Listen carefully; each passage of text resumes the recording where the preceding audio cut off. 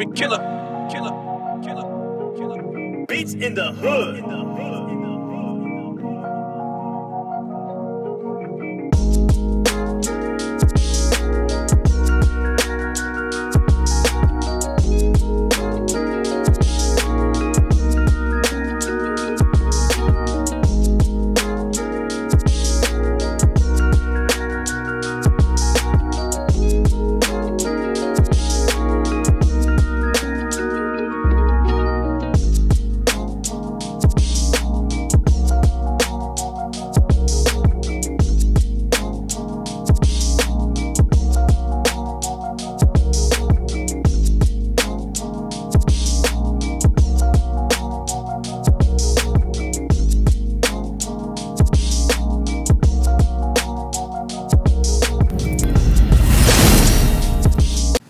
What it good be? Hopefully with the this your boy N.O.R.E. What up, it's DJ EFN. And this is Drink Champs Happy Hour. Make some noise!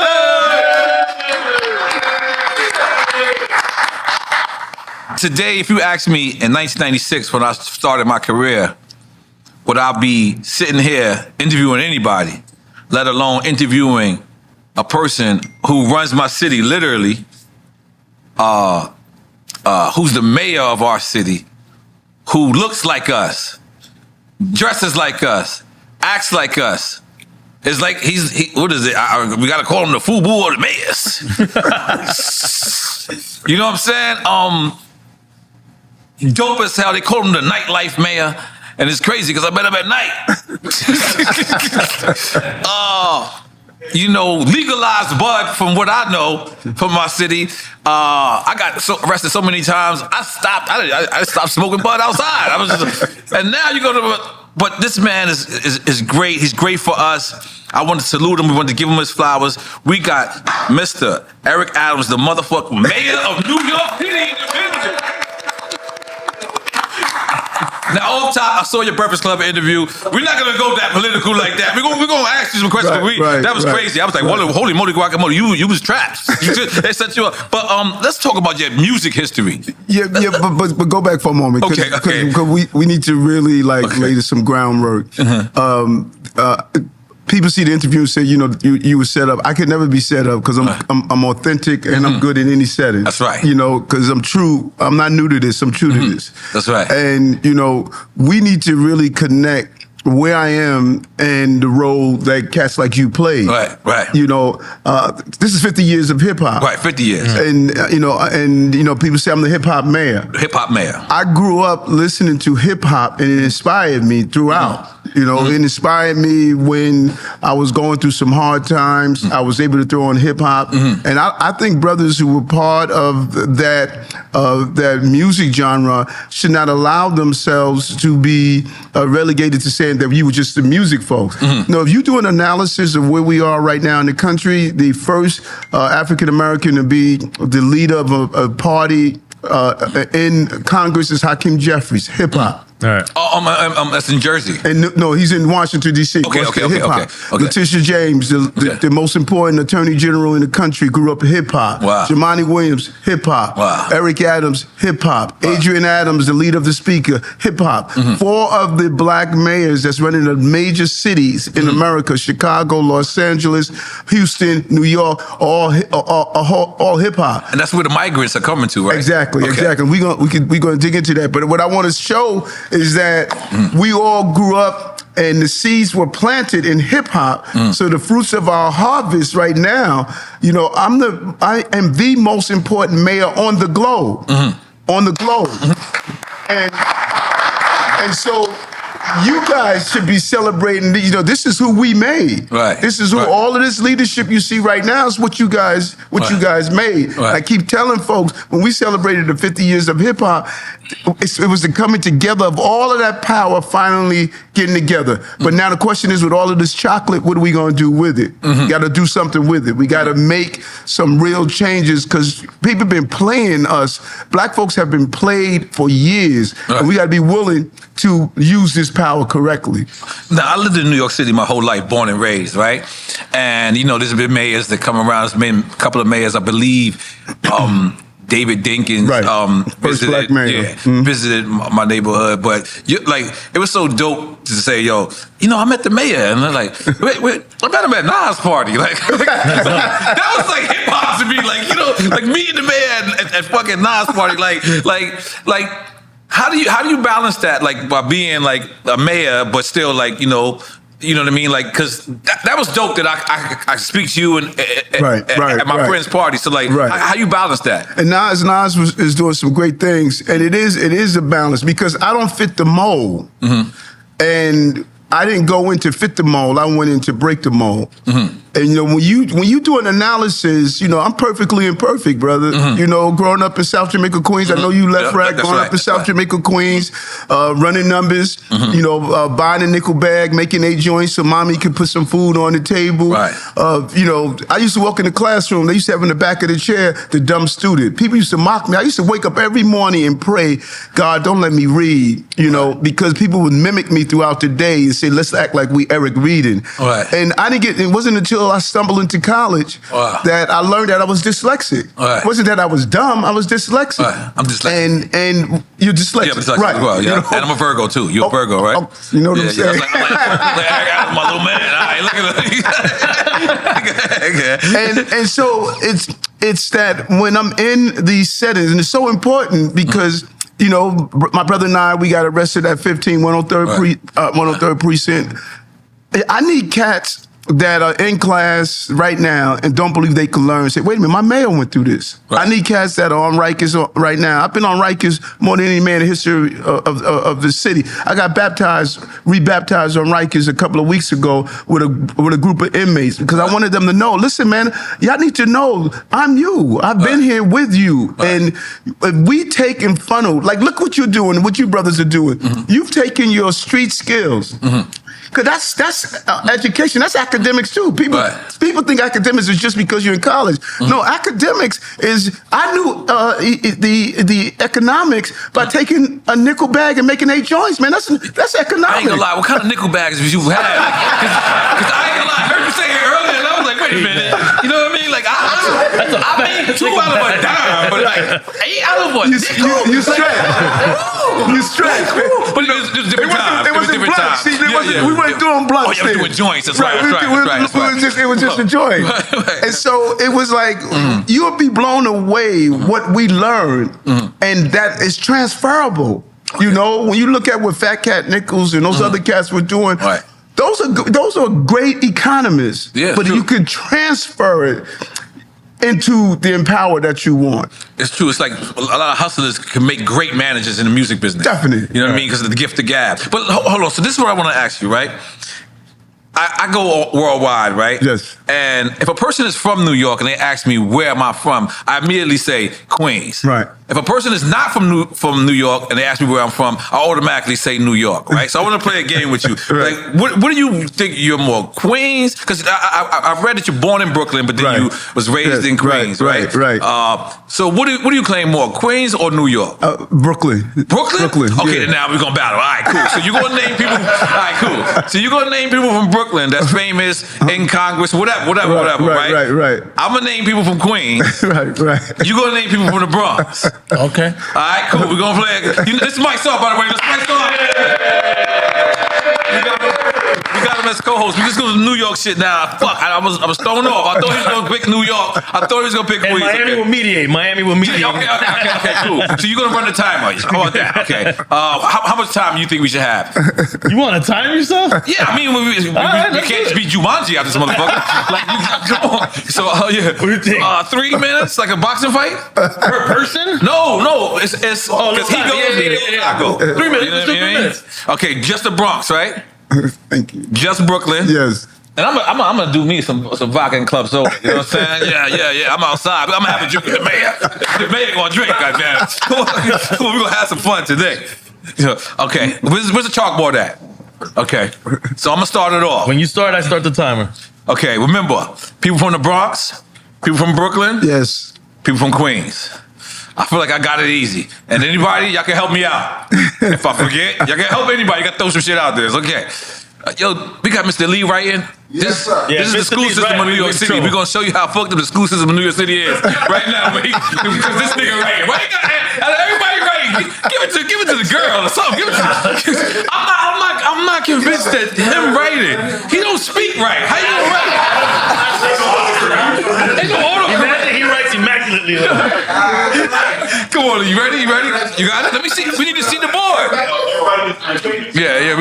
Okay, all right. This will be interesting. Being that you're the guest, we're gonna let you go first. Brooklyn. Name somebody. Famous. Jay-Z. Jay-Z, that's a good one. Go Melly ahead. Mel. Melly Mel. 50 Cent. Bernard King. Fat Joe. Tony Yayo.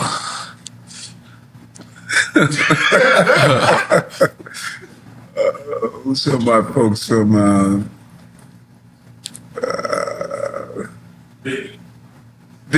come on, Biggie. Yeah. Biggie. Okay. Yeah. KRS-One. Mobb Deep. MOP. Yes, MOP. See, I got. That's right.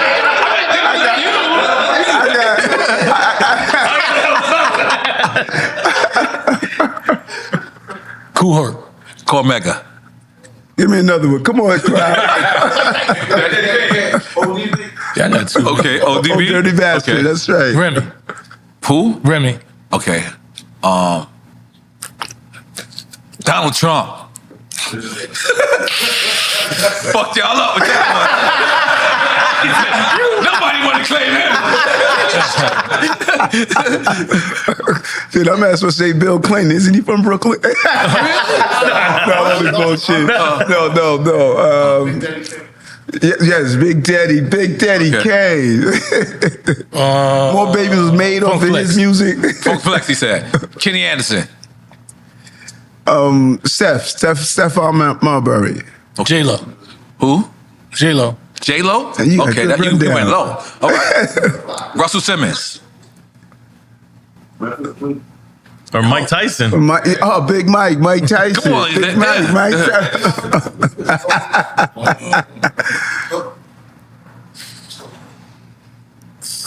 Cardi B. Run DMC. Cardi B. He said Cardi B, then Run DMC. Come on, DJ so Ooh. Stetsasonic. Okay, I'll take that. Stetsasonic. Yeah. Grandmaster Caz. Cass. Yeah. Nicki Minaj. what's my Little Kim? Ooh. Kim. You got 30 seconds on the clock. My man Peter Guns. MC Shan.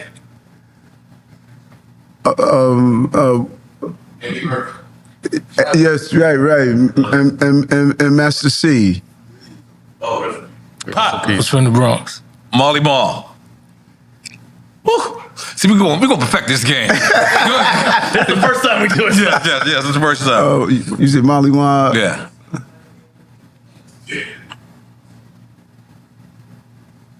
That's time. Yeah, all right. We counted them all. I think we're pretty close. I think it's pretty close. Count how many names. Why they count? Oh, yeah, Sean Price for Brooklyn, yeah. Wait, none. All right. Each one, you gotta count. Yeah, each one. Yeah, come on. See, I told you. Diego, that's the reason why I told you to get the board. This is the reason why, bro. You and Eric, come on. Y'all guys in my car. Y'all took it uptown for no reason. So. Ooh. Oh, damn. Shit, you ain't seen me in a minute, Jamie. Jesus. This was the time. We're having early drinks. Yes. And I'm gonna bounce around with subjects. Feel free, man. Flow. Let it flow. I remember I went to New Orleans. I had the #1 record. It was 1998, best year of my life. Went to New Orleans, traveled around the world. Went to New Orleans, met with Juvenile. Because they, that's people, it wasn't checking in and none of that shit. So I went to see him. We went for the Ritz-Carlton. 4 Rats just came out. I said, holy shit, I made fun of New Orleans all day for years. years. I was like, well, motherfucking, they got the best food, but your shit is motherfucking. And then recently, Juvenile called me and was like, do you see what's going on with your city? I had no defense. Right. What do I do to defend myself against Juvenile? Because they're trying to tell me that the city is full with rodents. The goddamn country is filled with rodents, man. No, but it's different now. I had the rack and the pizza slice. Wait, chill out, man. Oh yeah, that was in New York. But No, and the number one thing is when we came in, you're right. The rat complaints were through the roof, and you know what? Nothing could traumatize your day more than a rat. These are not normal rats. Especially the ones that's not scared. Like, you go like this, and they don't move. You're like, wait a minute, you won. They I ain't fighting no rat. You won. Yeah. But what we did. Salute, goddamn. Hey!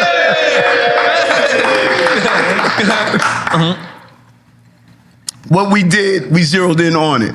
We hired what New Orleans didn't do. We hired a rat czar. Ooh. Right. And what we found, the number one reason that there's so many rodents on the street. Plastic bags. There you go. Plastic bags. You know, and the previous mayor came up with these mint plastic bags that were supposed to scare rats. Those rats are like, man, are you kidding me? Right, yeah. They're little cats. Right. Yeah. And so we zeroed in on it, and now rats complaint across the city, they have gone down, and then what we call rat mitigation zones, was like a high level, they've also have gone down. We're going to move to take all our trash off the streets, out of plastic bags, and we're going to containerize it. Everybody's told us it was going to take 5 years. I said, no, that's too long. We're going to do it in 2.5 years. We're going to containerize all our garbage. It's going to be, everything is going to go into containers. Right. So you're going to be able to call him back and tell him how you like me now. Because, you know what I'm saying? I like to say, even though I don't live in New York City now, that's still my city. I can never, like, anywhere I go, as soon as I talk, they say, you from New York. Like, because this is, so, and we're moving, man. We're not surviving. We're thriving. Right. You know, on a number of occasions when we came into the city, no one wanted to be on the subway system. We were dealing with, you know, some real issues economically coming out of COVID. Remember when I came in, we were still in COVID. You know, it's just a slew of problems. All that has turned around. Now people are hating, don't want to show what it is, because there's a feeling that, you know, black and brown mayors can't manage. But we manage the hell out of the city. There's independent reviewers who look at the city and determine, are we going to raise your bond rating based on your ability to manage it? They raise my bond rating. They say this cat has taken on 180,000 migrants, asylum seekers. You know, that, you know. We got to talk about it, right? Yeah, and folks, because I see it here. As I was moving, I'm seeing, you know, some indicators here. And folks, you know, black folks, man, they like, you know, Eric, what you doing, man? You giving away the whole city. You know, mayors can't stop buses from coming in their city. right. Mayors can't say that you're in the city, so I can't give you 3 meals a day, a place to sleep. That's against the law. Yeah. It's against the law for me to even allow them to work. Right. I can't even allow them to work. And that's all they said they want to do. They said, listen, we want to work, man. We don't want anything free from you. Because doesn't that push them to criminality? Right. Like, because just think about it. Like, if you can't work, but you getting housing. You gotta eat, man. Yeah, you gotta eat. Got to feed family. Yeah, because I have never seen that before. Like, it's been since COVID. Like, I remember driving by Elmhurst Hospital during COVID, and I remember looking like it was World War III, because it was like every nationality. That's the one thing about Queens. But you can't kind of be racist and live in Queens. Right. Because every nationality is there. It's a Haitian person, it's your neighbor. So, and I remember driving by Elmhurst Hospital. I remember witnessing that. But do you think that the migrate great problem and the rat problem is probably coincide? No, that's a great question. And the reason I'm saying that is because when I came into office, we used to have encampments all over the place. We had tent cities, people living in cardboard boxes. And when I went in, around January and February, I went into the streets as soon as I got into office, and I went into those encampments and I spoke to the people. You saw schizophrenic, bipolar. People were stale food, human waste, drug paraphernalia. So I told the team, yo, we're not living it like this. And we were able to remove all those encampments off our streets and get people to care. You know, about 7,000 people we cycle into our system. People living on the subway system. You know, you still see remnants of that, but there's a difference. When you go Google these other cities and you see I've seen San Francisco. Like San Francisco. Yeah, California. Right. I heard you said you went and visited the people at San Francisco. It's like Tent City or something like that. Right. We went and saw what was happening in L.A. We saw what was happening in many of the other cities. And I said we can't, because the visual, like you said, if your visual is that people are going to believe your city's out of control. So I want to just, first of all, I just want you to state, you know, because I listened to the Breakfast Club interview, and you were talking about why the migrants were here. You know, because I know I've been saying this for a long time about, you know, the different governors shipping them over here intentionally. Stuff. You know, Partisan because stuff. it's political. So I want you to state that for this show because it's a different audience, and I want you to, you know, to reiterate those things. Right. And well, first of all, this is what's deep. They focused on, for the most part, 4 cities. Chicago, New York, Houston, Los Angeles. What are those 4 cities? Those are 4 cities with black mayors. Right. All Democrats? All Democrats. Right. And so what happened, they came across the border. It started with Governor Abbott. Governor Abbott started busing them to these 4 cities, destabilized these cities. And then when you think about it, it was a wicked plan that he did, because what you did, you targeted the 4 largest cities where you had these black mayors. So number 1, you destabilized those cities. It's going to be votes. But number 2, you sent the signal out to tell people to think that, hey, these black mayors don't know how to govern. And so I'm only the 2nd black mayor in New York City's history. David Dinkins being the first. Right. And my sister, Mayor Bass, was the first African-American woman mayor in Chicago? In Los Angeles. So when you do that, you erode, and then you turn your base against you. Because, you know, if folks are hungry, they say, wait a minute, why are you giving everything to these migrants when, in fact, you're not? Right. But they send that cord out, so now you got your base, because this is what they did with David Dinkins. They want to destabilize your base. Because when I won for mayor, there's something called they like to say the New York Times readership. Upper West Side, Brooklyn Heights, Cobble Hill, Park Slope. No mayor has ever won without winning those areas, those parts of the city. I did. I lost all of that. Right. You know, I won from straight folks from the community that said, listen, man, this guy's one of us, man. This guy's one of us. Let me cut you off for 1 second, because the difference is, like, you know, all of us come from, you know, the inner cities, right? The hood, right? And all of us was probably on welfare if he was or he wasn't. What is the difference between us being on welfare and then these migrants that's coming there and you actually giving them, because I heard you doing like that's a great question. That's a great question. Citizenship number 1. A food card. Yeah. So migrants and asylum seekers are not allowed to get. I just want y'all to know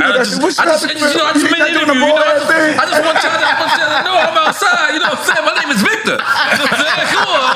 Got that little bit of Puerto Rican in me. You know what I mean? Go ahead. So the food stamps, WIC, SNAP, all of those benefits, migrants and asylum seekers are not eligible for.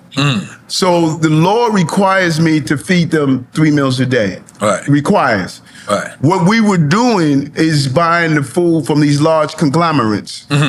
And buying food that they didn't want. Right. Okay. And 10% of the food they were not eating. Wasting, being discarded. So my first deputy mayor and her team, they came up with this card called a Mocha-Fi card, a black-owned company, where you give them a card where they are given $13 a day to eat, and they go to the local bodegas and supermarkets. Puts the money back in them. There you go. Put the money back into the community. Buying what you want. You can't buy anything other than food and baby supplies. So we saved $600,000 a month, $7 million a year. But people wanted to blow it up and say, "Hey, you giving them a credit card?" They knew that was all bullshit. You know what I'm saying? Right. So that's how the management skills that the team, what we have been doing. And so what the governor did, he wanted to destabilize our city But we managed it better than anyone can even thought we was going to manage. 180,000 people showing up at your doorstep, can't work, can't provide for themselves. 30,000 children we had to put in our educational system, doing it without a problem. Not one child or family sleeping on the streets. Which governor was this? The state governor? The governor of Texas, Governor Abbott. You know, That's who sent them there. right. Would you say it's racially motivated versus partisan motivated? Great question. Great. I think it's a combination. It's a combination. I think that he wanted to send a signal to the national government because they need to fix the problem. Let me be clear on that. They need to fix the problem. Right. But there were a hell of a lot of other cities he could have sent them to. Right. Why are you picking the cities? Right. They didn't even send them to Los Angeles. Wisconsin? Could have sent them to Wisconsin. Right. Yeah. They didn't even send them to Los Angeles until Mayor Bass became mayor. They didn't even send him to Philadelphia until the sister became the mayor. The day she swore in, a plane landed with migrants and asylum seekers. So he wanted to send a message, but the message he wanted to send was on the back of black and brown mayors. That's heavy. Yeah. And I've been saying that from the beginning. You know, I've been saying that this is politics, and they supposed to do that. You know, they want certain laws to be passed. They want to change the immigration policies, and why not focus on the other party? But when you said the racial part, I didn't even add that part. Right. So for me, I understand that you get so much scrutiny, like being a black man, being unapologetically hip hop, being, coming into our communities, building with the hip hop community, being outside, as we say a lot. And I never want to add to that. I think for me, when we voted and we seen you come into office, that's what we said to ourselves, one of us. It's like, the inmates got the building now. You know what I'm saying? Yeah. So that was the mind state. And I think for me, I wanted to see a radical shift, right? I wanted to see things change, right? I wanted you to take chances and say, okay, we need to change this now. Right.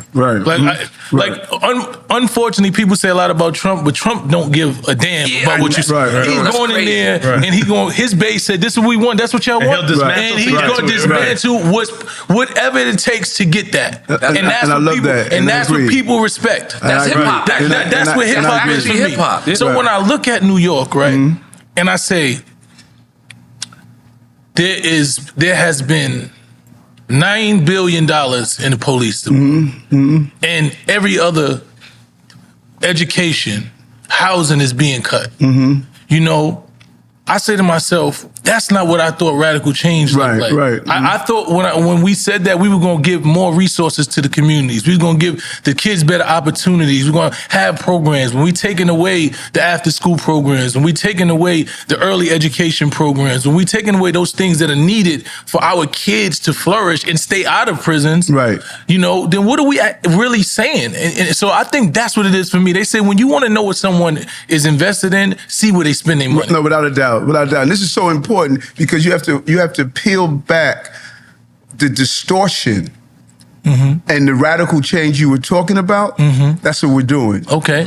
We have invested built more affordable housing in 1 year than the history of the city. Our young people have been crying for years for summer youth employment. We had put in place 100,000 summer youth employment, more than the history of the city. We put in place something called Summer Rising all school long for our young people because there was a real loss after COVID. We put more people in those programs in the history of the city. So the radical change, the money that we invested to MWBEs, billions of dollars in black and brown owned business, they were only getting 2%. We came in and put in place my chief diversity officer, Mike Gardner, and we're putting money back into black and brown business and entrepreneurs with our procurement purchases. So the radical changes are right there. Like even foster care children, we knew our foster care children aged out at 18, and we knew that they were either homeless, in jail, victim of a crime, mental health issues. We're now allowing our foster care children to have life coaches until they're 21, paying their college tuition with a stipend, and we have the highest number of foster care children that enrolled in college because of what we've doing in the history of the city. There's a whole lot of radical changes coming about, but you're not going to read it if all they try to put out is that we saw Eric last night at the club. But I don't think for me it's reading it. It's just me being in the community, doing the work that I do on the ground. I know that the community centers are closed. I know that the after school programs are closed. I know that those things have been taken up. I literally see that. I know these kids are on the corners that want to be able to go to play basketball, that want to be able to go to the shop class, that want to be able to go to a music program after school. And those programs have been closed because I'm in the schools every day and I'm talking to the teachers and they say we don't have the budget for those things. Those things have been taken up. Let me share this with you because this is why this is so crucial. What the former mayor did, he put in place a lot of permanent programs using COVID stimulus dollars that sunsetted in 2024. Some sunsetted in 23, then sunsetted in 24. So what we had to do is he knew that, listen, I'm not going to be here, and I know these dollars are going to sunset. We had to find money to keep those programs going. We kept 3K and pre-K, although the dollars went away. We kept Summer Horizon, although the dollars went away. We kept the midnight basketball going on. We put money back into those programs with a $4 billion price tag that came from the migrants and asylum seekers. That money, I got to balance my budget by law. But the money has been cut. The budget has literally been cut. You're telling me that you put more money into it, but the budget has been cut. This is the numbers are saying that the budgets are cut for school, for after school programs. The money is not there. So when we're having this conversation, I hear what you're saying, but it's not funneling into the hoods that we come from. When you're saying that we're going to put more police on the grounds, but we're taking away resources that these kids actually need so they don't go to jail, then what are we saying that we're investing in? We're investing in them to go to jail, or are we trying to stop them from going to jail? Because if we don't have the resources to stop them from going to jail, I heard you talking about the prisons, that you took the programs out of prisons. I'm formerly incarcerated. I know how a lot of those programs helped us. I know how a lot of those programs kept us out of trouble inside the prison. I know how a lot of those programs prepared us to come home from prison. Actually, those programs should be outside. They should morph into programs that we have extend into programs that come outside. So when we're taking away those programs and you saying that people are making money or trying to get rich off of the poverty of the community, but we putting more police. Aren't the police making money off of it? If we put more police in the train station, we put more police in our communities, and a lot of these police are not even community-based officers. They're not culturally competent to be in our communities. Well, go back for a moment, brother, because I think that it's so important. And what we should do, you should come in and see what we're doing with my DYCD. You know, because y'all met each other that night too, well, right? me and the mayor were supposed to have a meeting months ago, probably last year, and it just never happened. But you know, I know you busy going through a lot of stuff. Busy? I'm busy on steroids. That's what I'm saying. So, I'm always open for a meeting because I'm busy on steroids, brother. Who would have thought when I got in office January 2022, I was gonna have 100,000 people showing up. Imagine having 70 people come to your house and all of a sudden say, you gotta take care of me. You gotta take care of my food, my clothing, my medical needs. Man, this was dropped into my lap. And with dropping that into my lap, it came with a $4 billion price tag. I get it. But there's still, our young kids are dying and going to jail at a higher rate, especially young black. So that's what I'm saying. As a black man, that's supposed to be a priority to me. I don't care what position I get 100%, in life anywhere. This is why I do boycott black murder. This is why I focus on young black males, because I understand that we are dropping out of schools at the highest rates, we're dying at the highest rates, and we're being incarcerated at the highest rates. So if we're not truly focusing on how do we redirect, because if we're saying that we putting more money into prisons and we got more police officers on the community, and the police officers that come in the community are sometimes agitating, because most of them don't come in to stop the violence. But it has to be multifaceted. Exactly. It has to be multifaceted. I like to say it has to be intervention and prevention. That's a fact. And you're aware we put more money in our crisis management team with A.T. Mitchell, Man Up, SOS. We put more money into that than anyone has done before, going on the ground and meeting these young people where it is. And look at the numbers in Brownsville. No one was able to turn around Shout out to Brownsville. A.T. is my brother. So, you know, I work with A.T. on a daily basis. But what I'm trying to say, there's no functionable plan for prevention in our community. There's no, like, shout out, let me just Let's make it up then, let me goddamn. say, so that's what I'm saying. Put it together then, That's what I goddamn. want to do. You know, shout out to Ross J. Barack in Newark. Like, he has a motto for violence prevention. Who's that? He's the Right, black he's the man in man. Newark. Okay, He's the man. that's not Still my man. still going through some. No, not Lords of the Underground. Raz Barack, his dad was Raz Barack also. And Raz is my dude.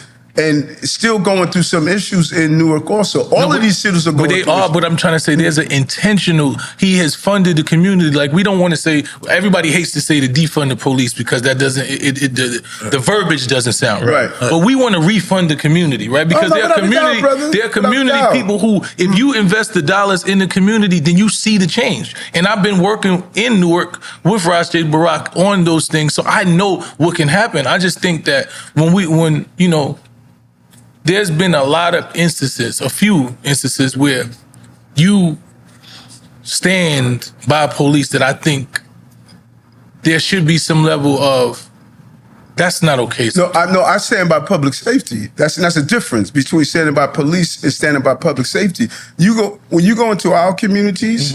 I do a bunch of town halls in our community. You know, when I speak in my communities, those communities that you're talking about, Harlem and what have you, they tell me their needs. I respond to the needs. It's not what I want to respond to. What are the needs you want in your community? And so when you say there's not a master plan, I think first we should sit down and look at my plan. Look at what we're doing with foster care children. Look at what we're doing in summer youth employment. Look at what we're doing. 30 to 40% of the inmates at Rikers Island are dyslexic. I have a dyslexic screening. We have to be prevention and not just intervention. And so I think that before we say, okay, there's no plan, look at my plan.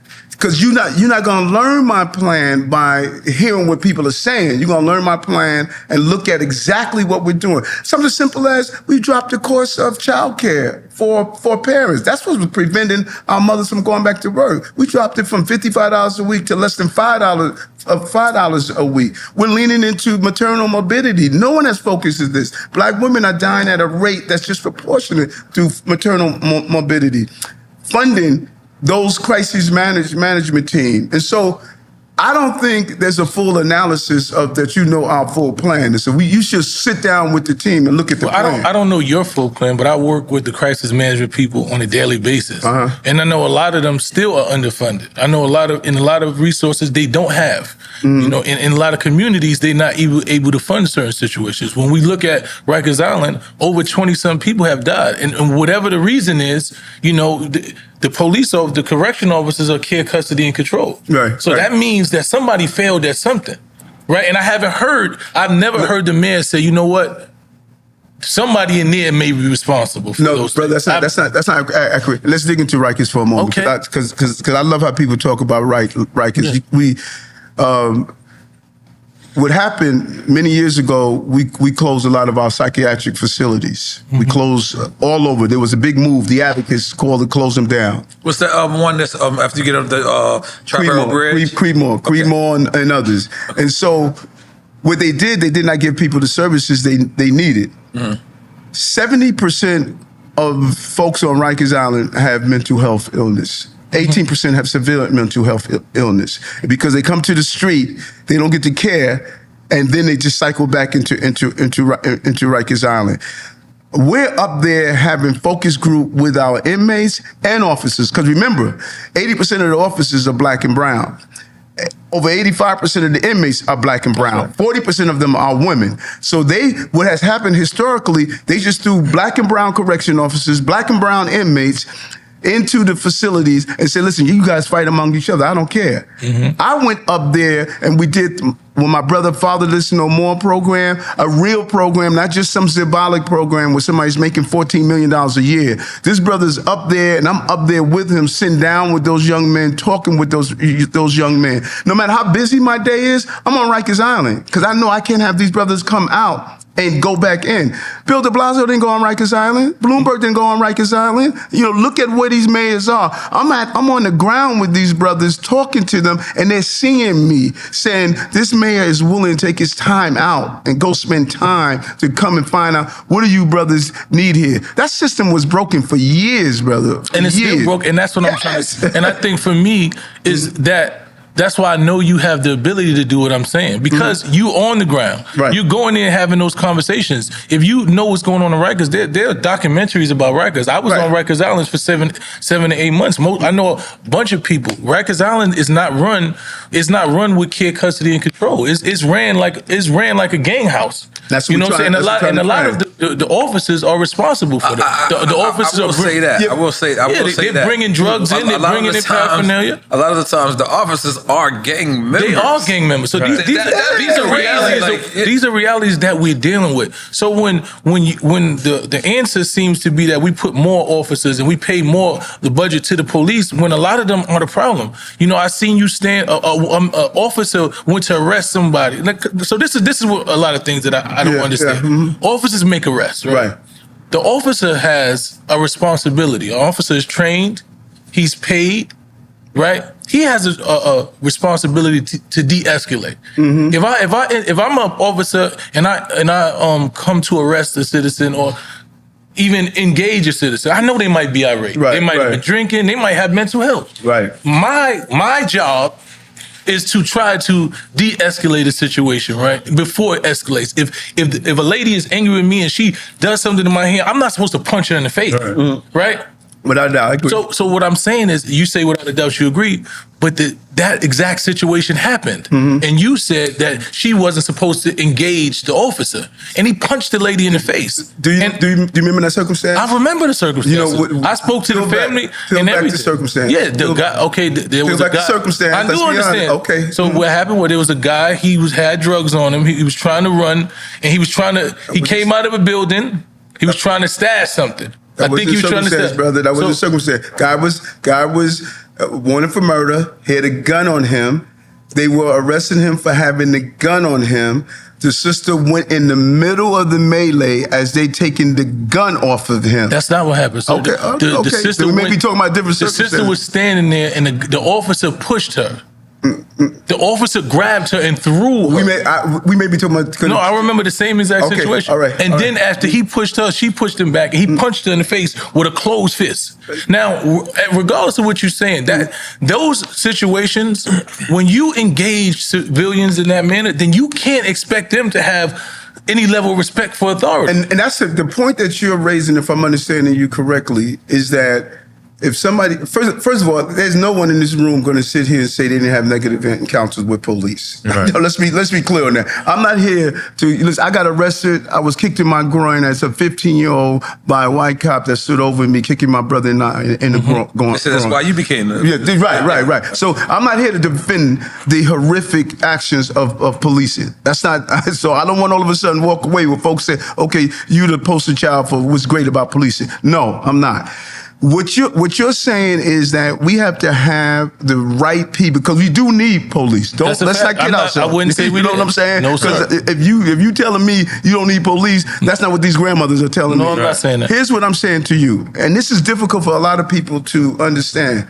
I've been mayor 2 years and 4 months, brother. This city has been fucked up for decades.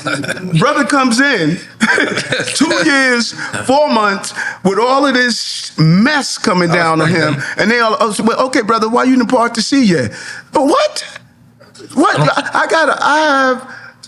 When you look at the role of being mayor, yes, sir. You know, being mayor of the most important city on the globe, right. 8.3 million people, everything from rats to stick-up cats, you know, to a broken correctional facility. You said you were in Rikers. It was fucked up when you were there. That's right. So why would people think that, Eric, you get in office, you inherited COVID, you inherited a financial mess, you inherited thousands of guns in your streets, you inherited a broken Rikers system for generations. Now you here for two years and 4 months. Eric, why didn't we see this turn around on the right? Come on. Is it a broken political system? Is it bureaucracy? Is it money mismanagement? Is it corruption? Yes. Or is it all of that? All of that. All of that. So the first thing you have to do, anyone who takes over a business, the first thing you have to do is get in there and analyze, what the hell do I have here? This stuff was a mess when we got here. So unlike other folks, right. I went in and brought my own team. I'm the first man in history that you see authentic, on the ground, black and brown folks running my administration. Right. And we turned this city around in 2 years. In 2 years, we turned the city around. Everybody said it's going to take 5 years. So I know we're not where we ought to be, brother. I'm with that. We're not where we ought to be. But we're moving where we ought to be. When you do an analysis, what I have been doing for black and brown people in this city, from procurement, billions of dollars into my nonprofits, investing in our children, managing the financial crises that we have. No one thought we can do this with you took $4 billion out of your budget, not 4 million, $4 billion out of your budget, and still had to manage this city. And so I know the mess that I inherited, and I know we're not there where we ought to be. But you know what I do know? I know my heart. I know my heart. The city abandoned and betrayed my mother, raising 6 children, robbed my sister of her childhood because mom had to do those 3 goddamn jobs, and Sandra had to stay home and take us. So I'm coming from what I saw growing up.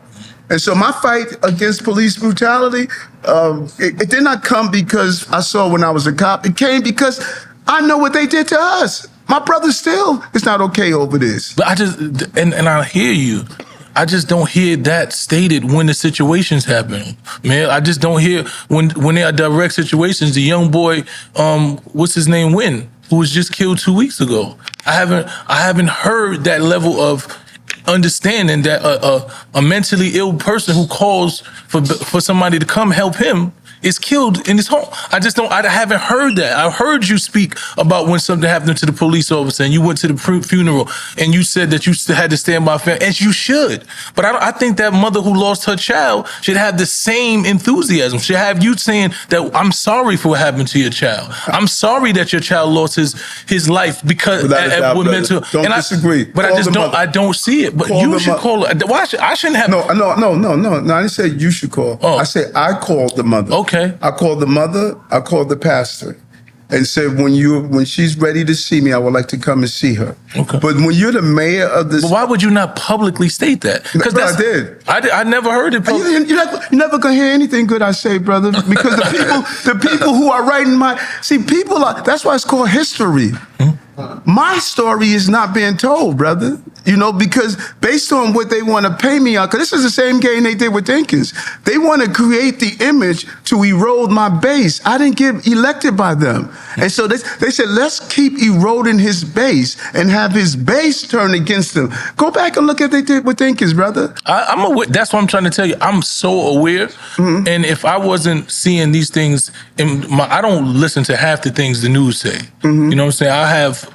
I'm tuned in with the people on the inside. You're solid. You're solid. So I'm coming at you as a black man that wants to see you be successful. But I think in order for me, because I'm in these communities taking guns out of these kids' hands every day. Right. I'm in the communities telling them that they need to change their ways.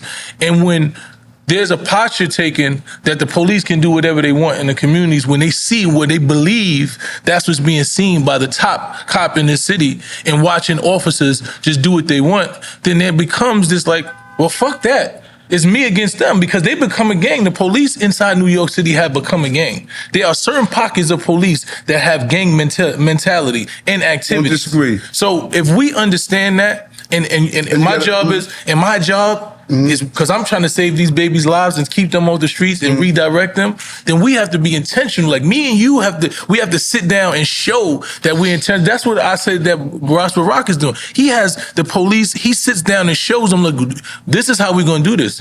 Police are not going to respond to every situation. We got mental health officers that go. If the mental health officer had went, Wynn would still be alive, right? If community-based organizations had went when he called for, and the officer said, look, I'm not really trained to do that. That's not really really my forte. Let me send out some mental health officers. Let me call a community-based organizations to go over there and see what they can do. Because I'm gonna take a pair of scissors out of a young boy's arms before I'm gonna try to kill him. And but I don't disagree with you, but I think that's why it's so important to dig into these cases. The case was not a mental health job. And I can't go into the details of these cases because now it's in a legal arena. But in the real world of policing, you have to create that. And we have created that. We have created to have mental health professionals go when those jobs come over. We created that because that's the combination that you need. You don't need just, sometimes the police can aggravate. Someone sees that uniform, they can aggravate it in a real way. But if I were to come to you, you've been doing this for a while, and you have an authentic, good approach to what you're doing in Harlem. And I remember we were rapping about after somebody was shot in the community. But if I were to come to you and say that with all the work you have been doing, there's still shootings in Harlem, and it's your fault. That makes no sense. You out there, you on the ground, committed your life to this work, and you're doing more than enough.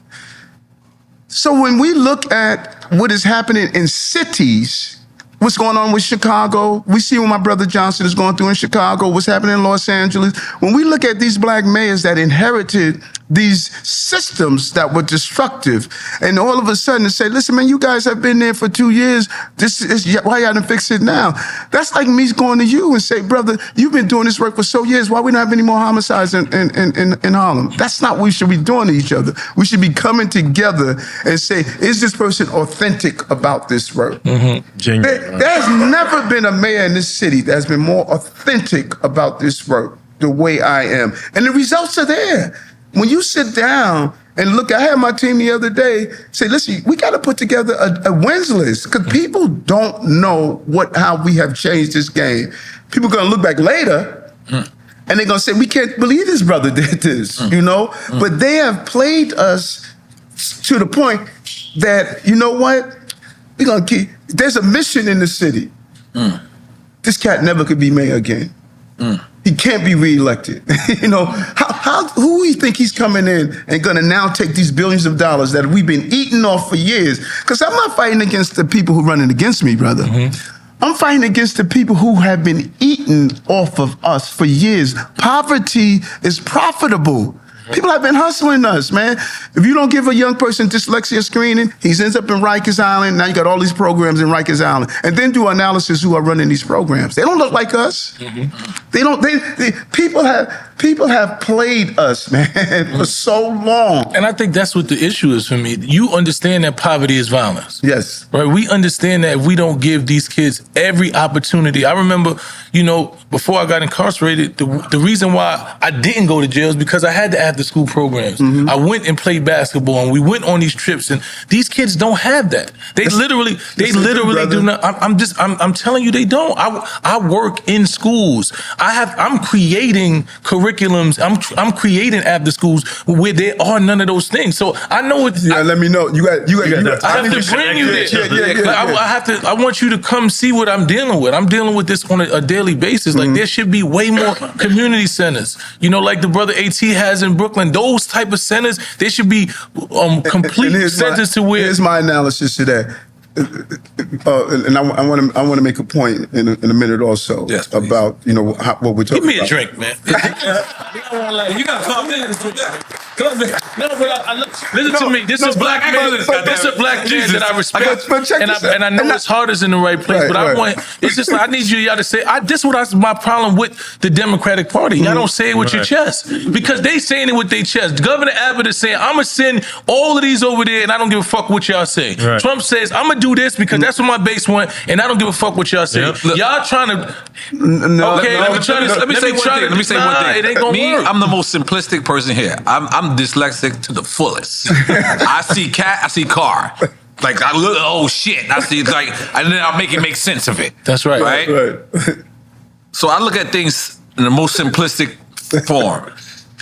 I don't like Biden because he doesn't wear a presidential Rolex. How you the fucking president? And you got a fucking date just. What the fuck? That shit doesn't make sense. You want to see a president? Simplistic. I don't know if that was clapworthy, guys. Yeah, it wasn't clapworthy. I'm simplistic. The thing about Trump, and I'm gonna say something, right? He plays on that to us. Right. He went to Chick-fil-A. Now, anybody that's got, if you got a little bit of black in you, you know Chick-fil-A, right. That's like got our heart. Like, even on that's why they close on a Sunday. Because they know that's where we want to go at the church. He went to a fucking Chick-fil-A. And I'm looking, I'm sorry. I look at Biden and I'm like, damn. I ain't see him at a Roy Rogers. The church is fried. He ain't go to Charlie's in Harlem, man. He ain't go to the Juice Bar in the Bronx. Like, yeah, he don't have a hip hop. And you're right. No, but see what you said. Two things, two observations. My bad, cause I'm a simple guy. Yeah, two observations that I think is important. Number one. We're having the same conversation that we had on the Breakfast Club. Mm-hmm. But you're seeing we're conversating. Mm-hmm. Right, that's right. His mission wasn't, you know what, I just want to come in and just be disruptive. I want to talk over you. I want to just be. But listen, people know, black folks know how to dislike each other. Mm. But let's show how we love each other. You know what I'm saying? And so what you're doing is like, listen, Eric, I disagree, but I'm gonna hear you, then I'm gonna hear you. I love it. Right, that's what I'm saying. Right. Because nothing people like more than, you know what? We're gonna always show that they can't get along. Right. But showing how we get along, then the brothers on the street are gonna say, here's a brother that's on the street, here's the mayor of the city of New York, they sit in the same room and they're learning from each other. That's the key. Because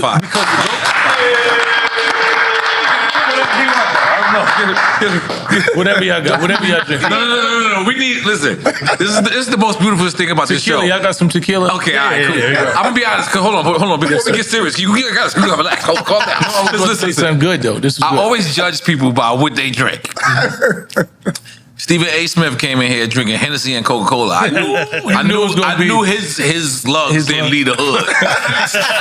As much money his successors, he's still in Hollis Squares. Yeah. So I'm sorry, I continue. So you drinking tequila? No, what I'm saying is because the mission and the goal is for us to win. That's right. You know what I'm saying? I'm not here. You're not my adversary. Like, right. When I see a black man in position, I want to see him win. Right. You know, and so when I'm looking, I'm not just looking from my lens. I'm looking at, okay, what are they seeing? Mm-hmm. What is the community seeing? How are they able to play us against each other? How are they able to get your base to go against you or to start saying he's not doing this? And this is a strategy they've always used against us, right? Right. So when I'm saying it and I'm having a conversation with you, I'm giving you the perspective from somebody that's from the outside looking and saying, if you really, which I really believe that you want to change, that you want to be, you know, that have that radical change, then you have to be very intentional, right? Because a lot of people, you know, the news and sound bites, they're going to sound bite you to death. Right. Mm-hmm. So what you have to do is be intentional about saying and doing certain things and being able to say, this is what it is. Like it's crazy to me that every time I'm in close proximity to you, I hear the message that I want to hear. When we did the 100 Black Men's meeting, you were speaking, I was like, that's what I want to hear. Why I can't get that nowhere else, right? And so I don't know. Everybody sees all politicians like that. They say what you want to hear, but then it doesn't relate to on the ground. I don't know if it's intentional, which I do know is intentional for most some venues and avenues and narratives that they're trying to paint. But I also know that somehow Trump's message gets to everybody. Right? The people that he don't like and the people he do like. His fan base is always going to say, Trump said exactly what the fuck we wanted to hear. So I think that we have to be intentional about that. You know, like that we have to be intentional about saying, look, I understand who my base is. I understand what I'm trying to do. And I know I'm going to get a little pushback here and there from the other people that don't exactly agree, but I have to be intentional in saying, look, these communities, these black communities, we have to start funding these communities more. We have to make sure, we got to go and talk to Raheem and James on the corner and see exactly what it is. We got to put resources. My little nigga, right? We got to put resources in those communities because it's hard for me to take guns out their hands when there's no resources. 100%. And what I'm saying, which is interesting, is that when you do an analysis exactly what you're saying we should be doing is what we are doing. We have shifted the whole funding stream to those who are in need. And that's what you were talking about. That's what I was explaining on the Breakfast Club. You have these organizations that were going to Rikers, providing services, getting paid, but no one was in them. And so what I said to them, show me, now we're bringing some new cats in that's going to have folks like a A.T. Mitchell. Yeah, well, we got a bunch of programs. I work with A.T., I work with, and that's what I've been on Rikers Island. We had good programs that they stopped funding. And it was just like, why would you stop funding? I worked with the bartenders where we went in and we Giant and bartenders. And good stuff. And these was real, Bobby Smurder was in there and we was going to his house every day and working with his mom and he came home and stayed. You could. First of all, you don't have to do time. You could do something with the time. Mm-hmm. There's no reason. What I'm saying is, instead of having them sit down, we got a whole green economy that we're rolling out. I should be teaching those brothers right now how to do battery installation, how to install a solar panel. If the cats get that real job skill, then they come home and they don't have to go back to that life. And you know what's deep? When I sit down with those who I talk on a regular, that's involved, that's out there hustling and slinging, I said, how many of you are dyslexic? How many have a learning disability? It's overwhelming, brother. Those brothers were no different than me. Laughed at, bullied out, thrown out, and say, why am I sitting in here? I'm not learning. And that's what we have to go down to, the foundation of this. And brother, I'm telling you, when you do an analysis of what we have been doing, you're going to walk away with saying, this is an authentic cat. But I want to be able to do that analysis, and I want to be able to sit down and see that and be able to go outside and say that. Right, because I want to be armed with the facts, right, to be able to say, no, that what y'all saying is wrong. I love that, and I love that. You know what Kanye said when he was on here? He said some wild shit. But this was something that was very, very deep. He said he went to visit a prison, and all he saw was the wrong made decisions of RZA. Like he said, he seen a person that could have been RZA, but he made one decision. He said he met like the Nas's, the Drakes, the J. Cole's or whoever. And he was like, he was meeting them. He was like, it was the same person with one bad decision. Without a doubt. Yeah. So without a doubt. So is that what you're talking about? Like almost prison reform? That's exactly what I'm talking about. And we need what we need. Is like when Conrad, my brother, and I got arrested, we had these fake gold chains. We used to go down to Canal Street and sell these fake gold chains to tourists. And this. Well, you was one of them, dude. You was a wild. Okay, you was a wild dude. And that's where Sonny gets on.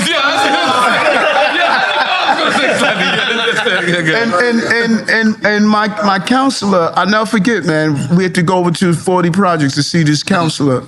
And we walked in, and after she did our first session, she told my brother, listen, I want you to come back next week. And she says, Eric, you don't have to bother coming back.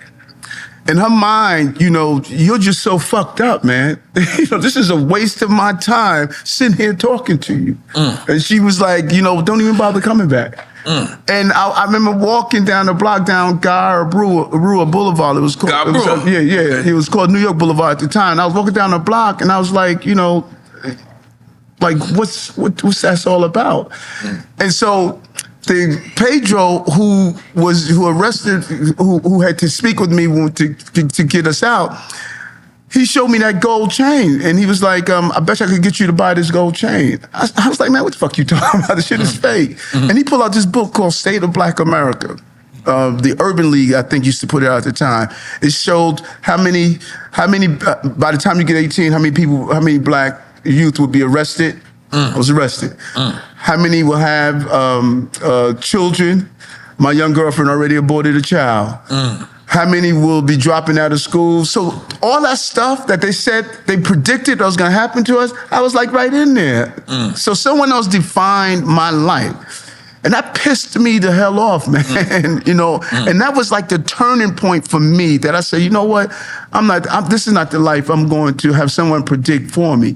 And so we need, you and me is what the recipe is for us, not only in New York. Just worldwide. I like it. Right. Because what we're going through in New York, go look at Chicago. Go look at Los Angeles. Go look at San Francisco. You know, go look at Miami.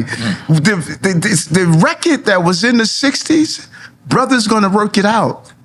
Nobody's gonna do this for us. We're catching hell across the globe. Black men universally is catching hell across the globe. When I'm on the continent of Africa, me and my brothers over there, same type of exploitation. No matter where we are, black men are catching hell across the globe. We gotta do this. We gotta sit down together and say, okay, here's Eric, what I think you can improve on. Here's what not. And then we gotta push back on the street. When people talking that madness on the street, they did it to Dinkins, and who do we get? Julianne. Oh, no, we don't like Julianne. You know what I'm saying? We don't like Julianne. We got to push back because people are hurting. People are hurting on the street. And when you're hurting on the street, you even look at those who are giving you that life raft and taking you to the next level, you begin to even despise them. There's never been a mayor like me, brother, in the city. Never been a mayor like me. There's never been a mayor that will go when that barbershop closes on Fulton Street at 1 a.m. in the morning to sit down with them and say, what's going on the ground? How do we help? Drug dealers in Burger King. Right. Let me tell you, that's an important story. Let me tell you about that Burger King. They wasn't drug dealers. They was homeless. Right. Here we are. I pick up the paper and I read the paper, and they said that, you know what, drug dealers are hanging out in front of Burger King, and we What borough? In Manhattan. Lower Manhattan, right by Wall Street. Oh shit! I call up the commanding officer over there and I said, "What's going on over there?" You know, and he says, "Eric, these are not drug dealers. These are homeless guys, and they just, you know." Right. They feel it's just a place they can go. Right. Sunday after church service, I go down there and I meet them. I said, brothers, how y'all doing? You know, I just want to know what's going on and how could I help you? We sat down inside of Burger King and had a conversation. And these were intelligent brothers, man, that they just went through some hard times. And we then provided services, pathways with them, things that they were able to get, but they did not know how to navigate this system. And that's what I'm saying. Those can be isolated situations. They're not, brother. He picked that up. You know what I'm saying? I'm saying, but that has to be, those type of resources have to be available in all communities. Yes. Right? Because there are a lot of people just outside that don't know where to go. They don't. Definitely. And there's nothing that says, hey, you could go here to get a job. You can learn this. You can do this. There's nothing that we have in our communities that do that. A lot of these kids don't want to be outside. No, without a doubt. They don't want to be in the streets. Like, hustling ain't even really making no money no more. These kids, scammers, that's what I'm saying. People's like, YouTubers. YouTubers, they list, so like, they don't want to, nobody want the streets is really dead. They want to go home. So we have to be able to provide that. And this is how we're doing it, because you're right. When I'm out sitting inside, because my best ideas come from clothes, beauty salons and barbershops. Right. At the end of the night, mine come from the gym. When I'm working out, I come up with the best. Right. Ideas. You know, I go in the back after and we sit down and we chat. What brothers was saying to me is what you say. I don't even know the starting point of how to find a job. I don't even know, like, how do I begin? You know, like, what is this thing about resume? What is all that? So what we did, we created something called hiring halls with Henry Garrido, the head of the DC 37. We said, why do folks have to come to us? Why aren't we going to them? We now go into the community, bring all the jobs that are available, and we have people come in and we walk them through the process. And you see, you got like 800. Like a job fair? Right. And it's even better than the job fair because we're finding out everything that you need, like what's going on. Like a workshop for them. Exactly. Right. You know, and because you're right. The old model was, if you don't come down and fill out this job application, I was like asking people, like, you know, y'all paying all these recruiters, why aren't they people coming in? Right. So we had to go to folks, man. You got to meet people where they are. You can't meet people where you are. You know, you got to meet people where they are. And so I went down to the job fair that was in Harlem the other day, and there was a bunch of brothers standing outside talking, and they were afraid to walk inside the building. I'm telling you, black men are beat down so much, brother, They were so afraid to walk inside the building. So when I was going back to my car, I caught them in the corner of my eye, and I told my crew, I said, hold on for one moment. And I went over to talk to the brothers. I said, what's happening? They said, well, we know they're doing jobs in there, but I don't think we could go in. I've had some problems in my life. I said, no, it's not, man. Come on, we walk in here together. You're gonna walk in with me, and folks gonna give you the services that you want. I gotta be substantive, but I gotta be symbolic. People need to believe again. They no longer believe. They need to believe. This bald-headed, earring-wearing, dyslexic, arrested, rejected. He's now elected to be our mayor, man. I mean, Greatest that makes city on earth. great. The most important city in the world. Let me tell you something, man. God is good, man. You got the hardest job. I'm gonna be honest. But if I do it right, it elevates us. It elevates us. If I do this right, it elevates us. Because nobody thought. Listen, God could have made me the mayor of some small town somewhere. He made me the mayor of the most important city on the globe. Bigger than some countries. You know what I'm saying? There's countries smaller than you. And it elevates all of us, man. Like you doing this show, man. You know your life. You're talking about, and not only are you mentally sound, but you talk health. You take care of your body. You're on the streets. You articulating the issue. You doing this show here. Listen, all of us gonna stumble. You can't be a black man and not stumble in America. Right. But if we come together and show how. Because as you said, Democrats are trying to be so politically correct. They're trying to say everything right, that nobody believes in them anymore. That's a fact. And we need to just be authentic. Take the partisan out of it. I think that's a problem as well. Because that's a Bloods and Crips, you know what I'm saying, mentality as well. Right. Like we just all need to work for the parties, the politicians need to work for the people, all people, not whether it's blue or red or whatever. I think it's hard. I think what you're saying is more theoretical than actual, because you got to get a base.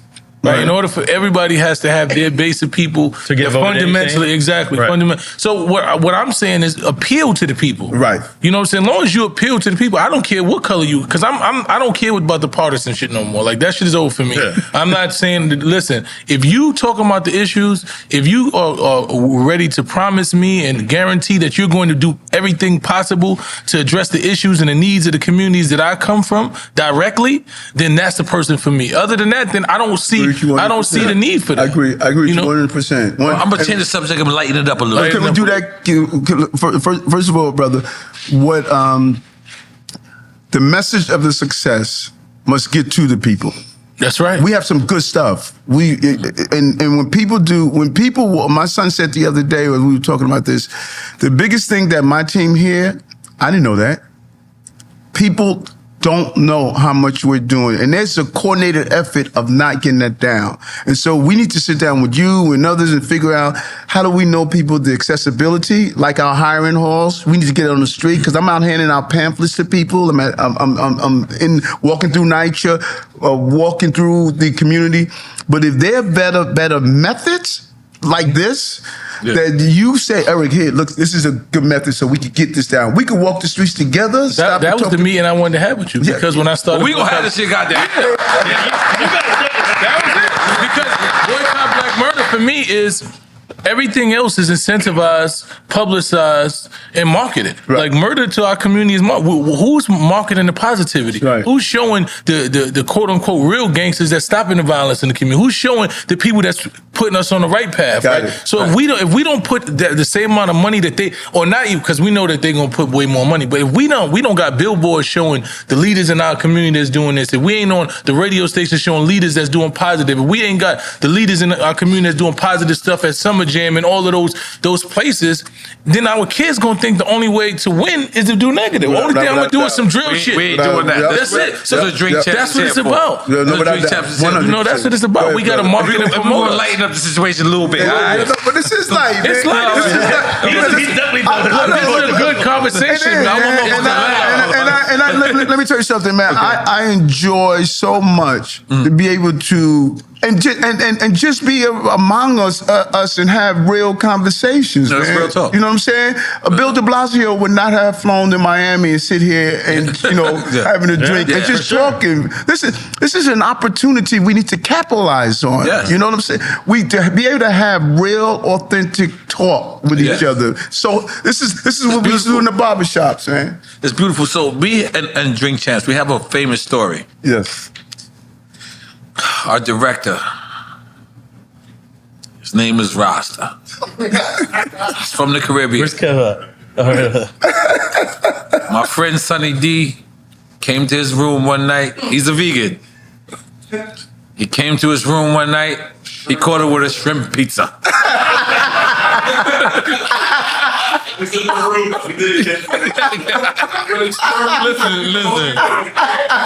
Allegedly. You is not Rasta. Allegedly. We heard you a vegan. Right. And they caught you with a fish sandwich on 145th Street. Now, if it's on 145th Street, I forgive you, my brother. Because that 145th Street sandwich is different. It has some type of shit in that 145th Street. You know what I'm talking about? My bread right down the there, block. yeah. So when they said they caught the mayor with a fish sandwich, I said, you gotta forgive him. Depending on where it came from. Do we forgive Rasta for having a shrimp pizza? No. First of all, it's not what he does. It's not what he does a day. It's what he does every day. Every day. Ooh. Let me tell you something. I woke up. I don't know what year that was, DJ. I woke up. I couldn't see the alarm clock, and I thought it was sleep in my eyes. I kept blinking it. It wouldn't go away. I decided, black men, man, you got to drag us to the doctor. I was having a pain in my stomach. I thought it was, I had colon cancer because it wouldn't move. It wasn't like gas moving around. And I said, let me get my ass to the doctor. I get to the doctor. He does he checks my colon, checked my stomach. I came out of sedation. He says, Eric, you have an ulcer. He said, but your real issue is your diabetes. You're going to lose your sight in a year. Damn. And he says, you're going to lose, my fingers and toes were tingling all the time. He says, that's permanent nerve damage. You're going to lose some fingers and toes. And he says that, it's not much we could do. And I went, that's how. How old was you then? It was about 6-7 years ago. And I decided, man, I went home and, God is, the ancestors speak to us. And they gave me these pamphlets saying living with diabetes. I had advanced stage diabetes. Your A1C should be 5.6. 8 is, coma level. I was 13. And the doctor told me that I went home. They gave me these pamphlets and said living with diabetes. And I changed one word, reversing diabetes. Instead of living with diabetes, I said, I typed in reversing diabetes, Google. All this stuff came up.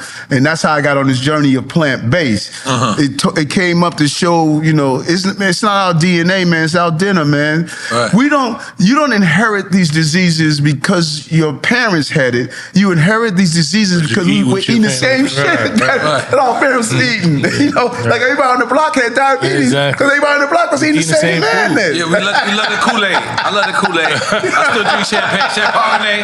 Yeah. So, but I go back to my brother. It's not about being perfect. It's just about saying, wait a minute, you know what? Let me just modify some stuff. Let me make sure I eat, at least let me get a nice salad in. At least let me make sure I get that water in. At least I'm not gonna eat steak every night. It's about, let me modify my stuff based on what health issue I'm going through. And that modification, I went plant-based. 3 weeks later, my vision came back. 6-7 months later, all the nerve damage went away. I don't even know when the ulcer, I don't even feel the ulcer anymore. Wow. No medicine, So, if I feel like, I want a pizza with shrimp on it, you damn right I'm gonna eat it. He's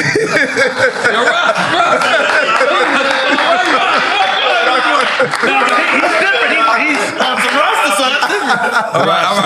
All right. Listen, but listen. I also heard EFN you out here wilding too. All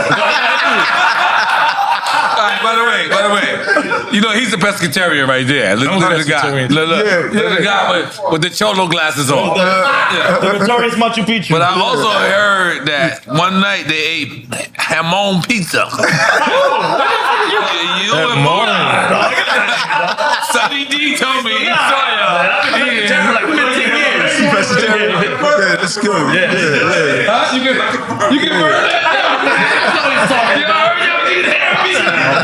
He was so I didn't even have it more.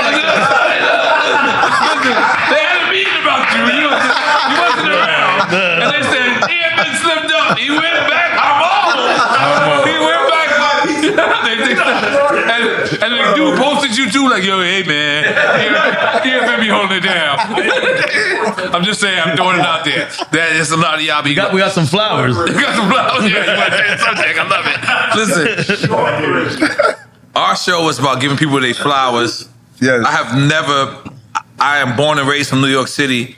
If you take me right now, you throw me in Los Angeles, you throw me in anywhere else and say that this is where you're going to be born from, I'm going to refuse it. I mean, anywhere, not just because I said Los Angeles and you laughed, and I know how this shit goes. Please calm down over there, back there. Accommodate. Me, I'm born and raised from New York City. John Singleton was my friend before he passed away. And I sat down with John Singleton and I said, yo, can you put me in Snowfall? And he looked at me and said, you will never be in Snowfall. And I said, damn, like I thought we were friends. And he's like, your New York accent makes you limited to wherever you go. And I was like, fuck. And I didn't know that at the time. He kept it real with me. And I was just like, fuck, it doesn't matter if I move to Saudi Arabia, to Dubai, to Monaco. I keep flossing, right?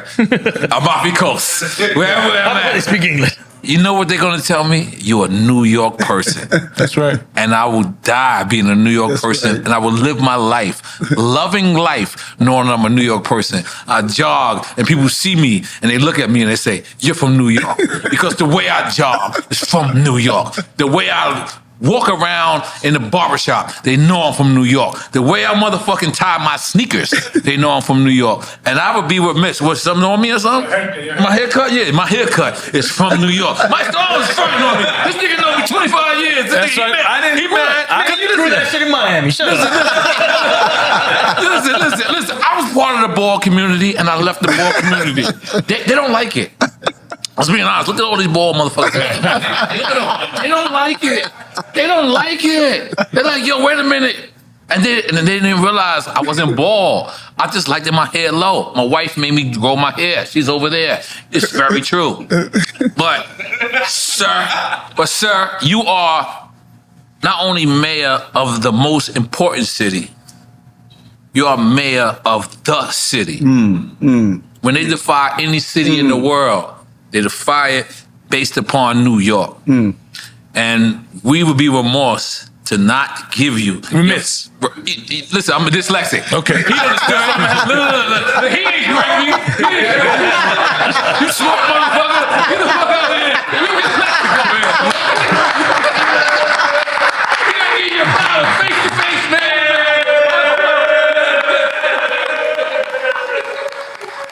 Get your flowers. And I love that. Yes. Snoop said it's better than the Grammy because it's come for your people. And we invited my son. My son is our brother. Listen, boycott murder is one of the greatest things I could ever see. Solid, so man. we have never gave a guest host flowers, but we want to give my son his flowers.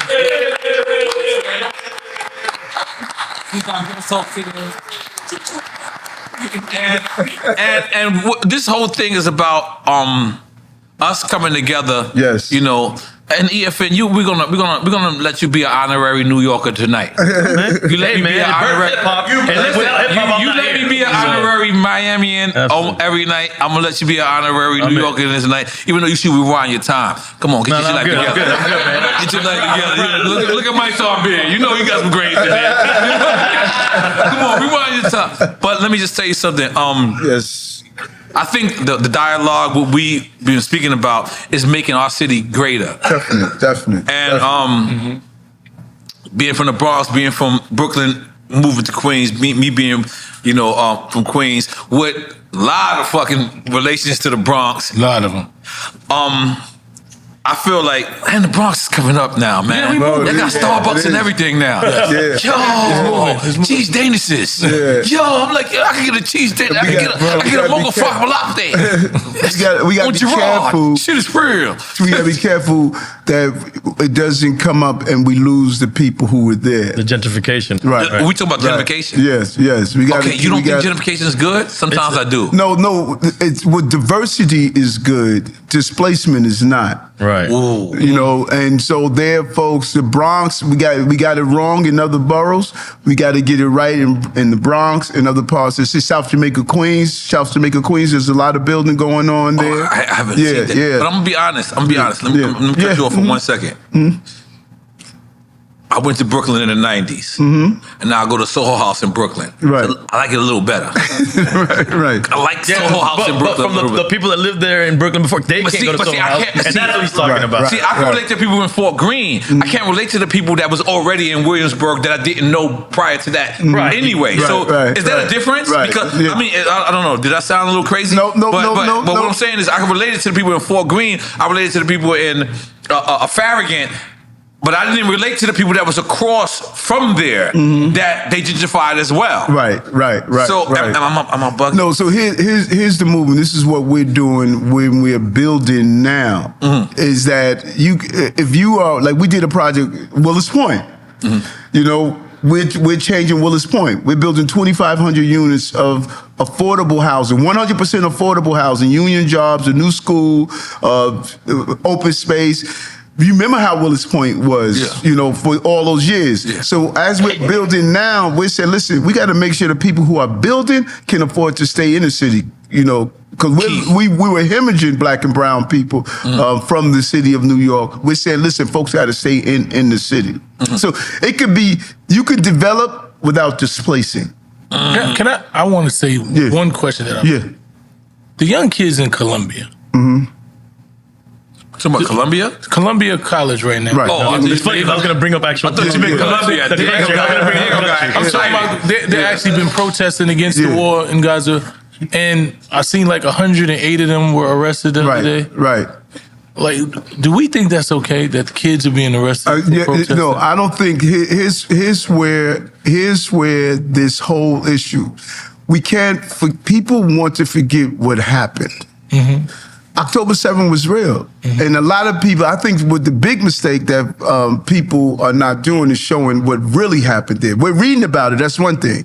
But if you see the actual, what happened there to innocent people, those were people who that was a peace concert that was saying, we want to fight to tear down the wall so the Palestinians and the Israelis can get together. I mean, to go there and cut off someone's breast and use it as a football to rape and I mean, it was so inhumane. When you look at a documentary, they don't even want to show people because of how horrific it was. I want to just give a little pushback. There has never been any confirmed rapes. I know that the murders have happened, but there has not been any yet confirmed rapes. So I'm just saying that right there, there's never been any footage or any documentation of that. No, but even let me just finish. No, go ahead. Even the president stepped back and said, I haven't actually seen these things that I'm talking about. Did. All right, so he said that. So, but what I'm saying, we're at a stage now where almost 40,000 people have been murdered, right? So that's pretty much, that's called collective punishment, right? And majority of them are babies and women, right? Yep. So if we having a conversation, because I've heard you say that. I heard somebody say, hey, we want to end the genocide, this and that, and you said, give back the hostages. And I thought I didn't think that was the statement to make, knowing that you have constituents who are Palestinians. Right, you have constituents don't disagree, but then look at the history. Let's view a person from their totality. 2001, 9/11 happens. They started rounding up young Muslims and Palestinians. I went to Palestinians, Muslims, and others and said, this is wrong what they're doing to these young men. I went to 31st Street and 3rd Avenue and had a press conference. I couldn't get one Muslim to stand with me. I was by myself. women were being attacked for wearing hijabs in the city. I rounded up and said, listen, we need to stop these women from being attacked. I went to march with them to do so. I couldn't get Muslim leaders to march with me to do so. At the largest protest, when Donald Trump said the Muslim ban at Brooklyn Borough Hall with the Yemenis community, to push back against it. These Muslims leaders say, listen, y'all can say what y'all want. This guy has been with us since 2001. I'm consistent across the board. When things happen to people, I'm going to speak out against it. It's not about anti-Palestinian, pro. But I just don't. I think the Palestinian community doesn't believe that you speak up or against collective punishment and murder of baby and children in Palestine right now. Because I disagree with that. I heard you vehemently say what happened on October 7th was an issue. I heard you say for send home the hostages. But I have yet to hear you say, hey, we need to stop this war. These kids are being killed senselessly. These women are being killed. I've said more than once, brother, that no child should be dying because of the actions of man. But let's be consistent about this. Right now in Yemen, Muslims are killing babies against each other in Yemen. And I've been calling for years, we need to stop this war in Yemen. In Lebanon, Hezbollah is bombing and killing innocent people in Hezbollah. In Nigeria, a group of Muslim terrorists kidnapped over 100 black girls, took them from their families. And I stood up at Borough Hall and said, listen, we shouldn't be doing this to these girls. So we can't all of a sudden find this energy to talk about one act. I'm saying globally, we should not be doing this. And so I haven't heard these groups who are now running in the streets now. Where were them when those Nigerian girls were kidnapped? They weren't standing with me. Well, a lot of them probably didn't know. Like there's a lot of information. Like I didn't even know what was going on in Congo till recently, right? As a black man. So when you start realizing what's going on in the Congo and you start realizing what happened in Haiti, all of these things, then you're focused on it. But I'm just saying right now, when we're looking at videos of babies just being blown up playing games, playing hopscotch, right? Like these are things that literally happen. This is not like something we think is happening. Don't disagree with you, brother. So I think just the humane part of us to say, hey, that needs to stop. And bro, I said that more than once. And stop. The fastest way to stop that. Hamas is a terrorist. If you were in Israel when they did that, brother, they would have killed you. And I understand that, but my thing is this. If they would have killed me, that has nothing to do with those babies and a woman. So that's what I'm trying to say. Okay, so that's the issue that everybody's having. No one is denying what happened on October 7th was a horrific situation. No one in the world is going to say anything else, except for the people who probably did it. But everyone else is saying at this point, almost 40,000 people, mainly women and children, are dying. That if the humanity and our leaders can't say, okay, we need to stop this. If you're trying to get Hamas, then you need to figure out a strategy that you go in and get the people who did what they're supposed to do. But killing babies and women every day is just not okay. And it would only perpetuate it for it to happen again. And I don't disagree with you, but first of all, I'm very delicate about using the term everybody. Because there's no such thing as everybody. There is not a monolithic. There's not a monolithic view on everything. I agree with that.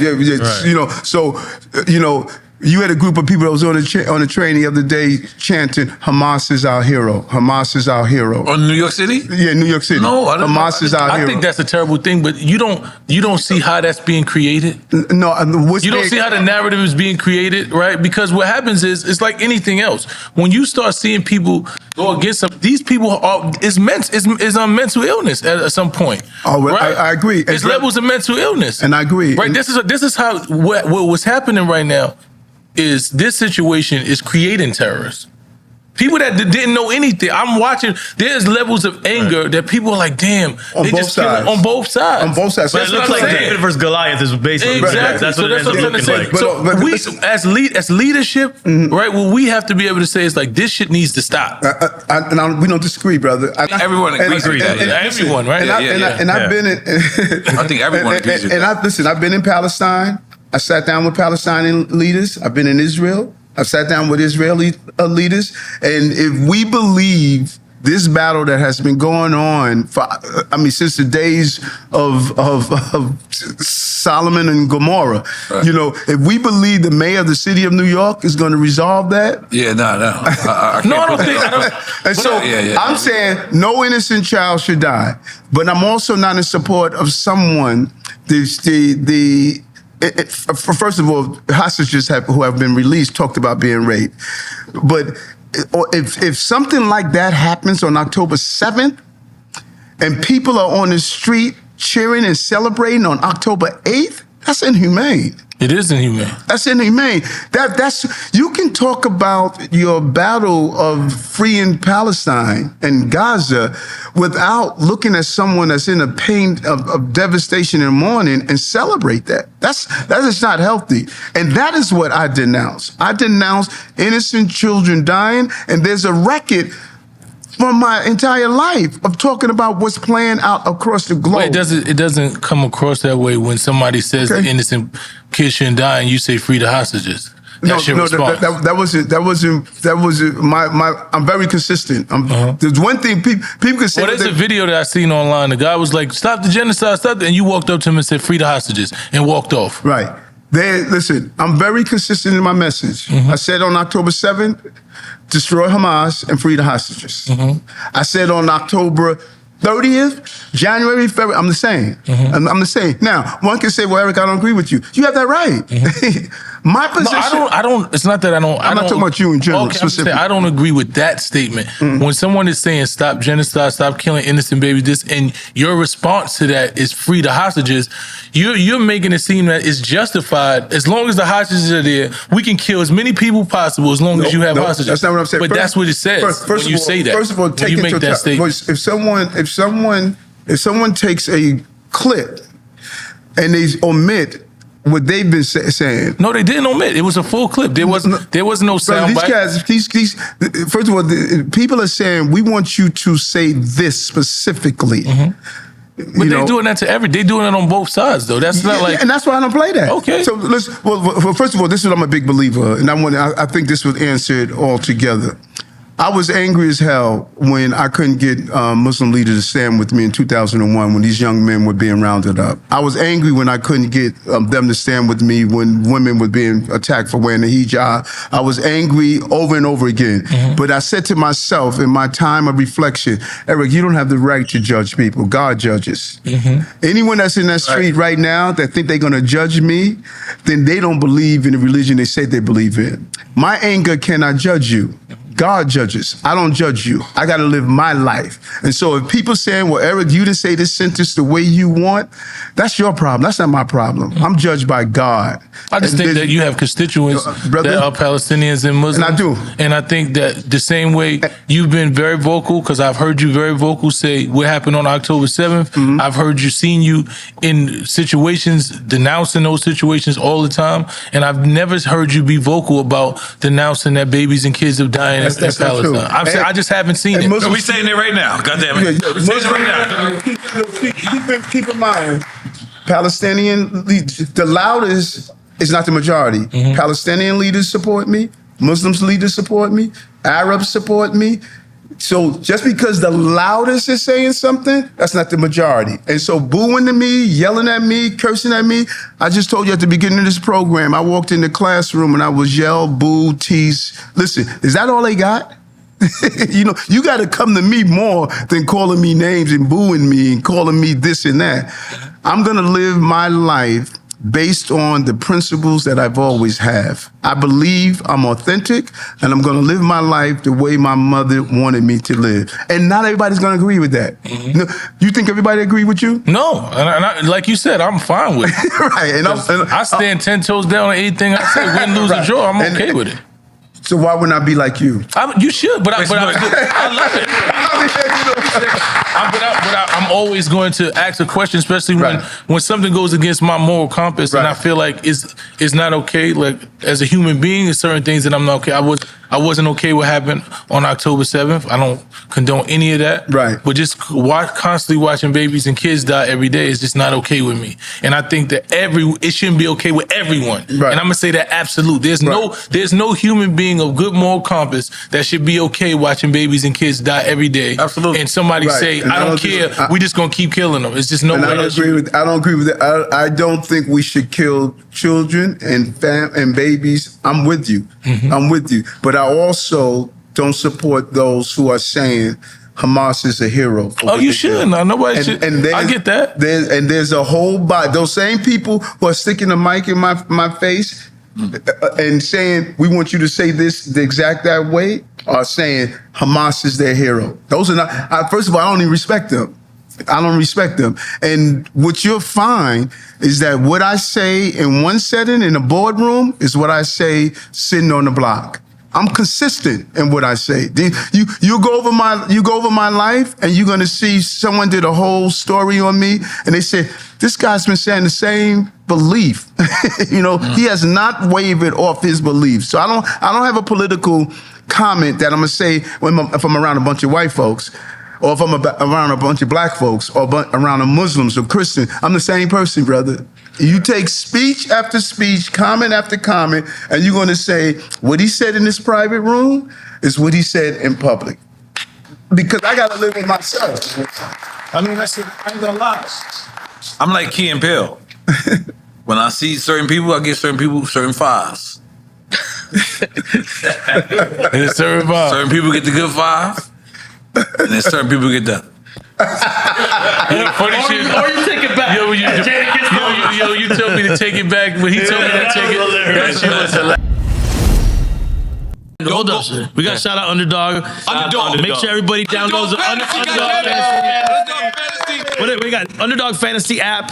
Use the code DRINKCHAMPS or Drink or Champs. Or Drink or Champs. And get matched up to $100 on the app. God damn it. Let's go Underdog. Shout out to Underdog Fantasy. I'm not gonna lie to you. If you following me on Underdog, I'm gonna be honest. You should just stick with me.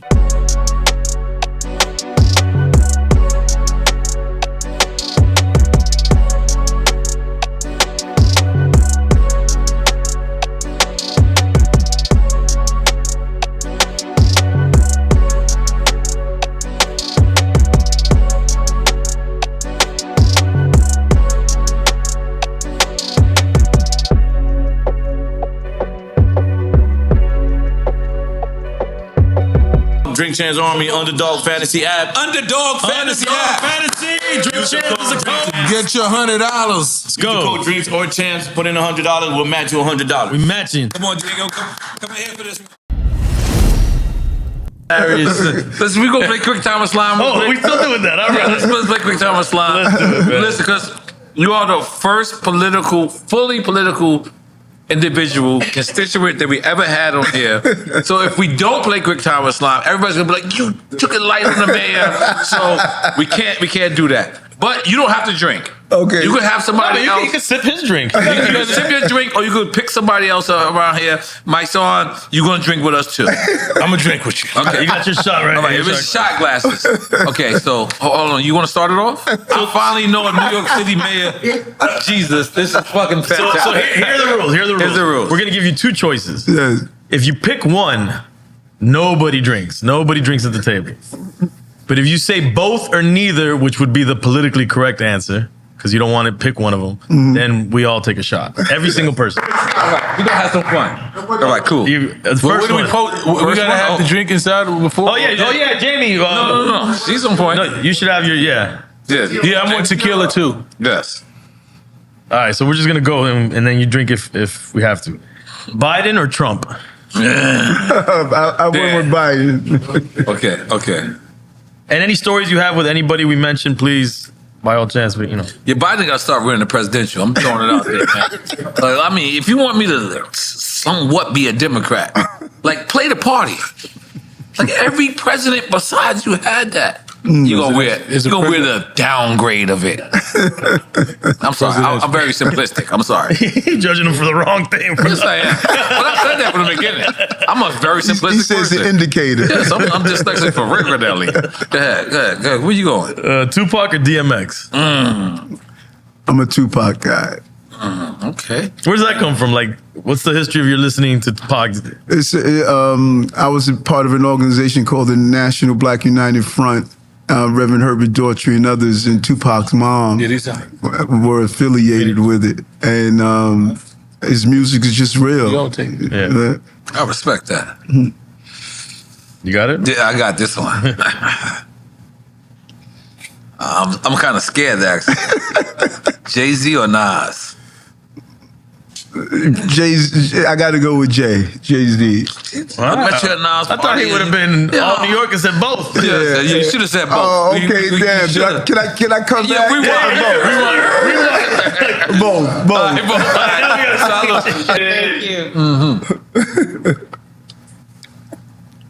This is going to fuck up the internet. So I'll be honest. You gotta answer this. No, it's not correct answer. Kendrick Lamar or Drake? I'm gonna say both. Now that's a great answer. And that was like political. Politically correct. That is the politically correct answer. Oh, I got it. J. Cole or Kanye West? J. Cole. Okay. No, nobody drinks. He picked it. Podcast or radio? Podcast. Long version, able to really dig into a podcast. That's right. God damn it. Chris Rock or Dave Chappelle? I got to go with Dave, man. I respect that. Malcolm X or Martin Luther King? Got to go both. They both did their thing, man. He trying to kill us now. He getting you back, my son. I'm coming aggressive. You like it. Get your ass back. Jeez. Oof. Okay, I want this one. Go. Michael Jackson or Prince? I'm gonna go with Michael. Any reason why?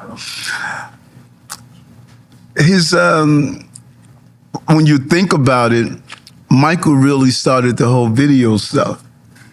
That Michael, I remember reading the first story, and he was talking about he's gonna do his music and turn it into this visual. And now look at he made movies. Like Thriller was a movie. Right. It was a movie. Right. It was a movie. All right. Tyson or Ali? Ali. Okay. You trying to get that man all them drinks? What are you gonna do with that? Pass them down here. M.O.P. or Mobb Deep? Mobb Deep. Okay. We gotta keep going. A couple more. All right. Jeez.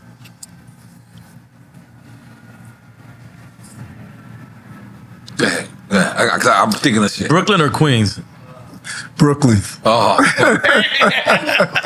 Queen, New York City or Miami? I mean, he gonna say that's not even fair. If he said him to say, You say Miami? yeah, I wanted to say New York. New York. God damn it, look, New York.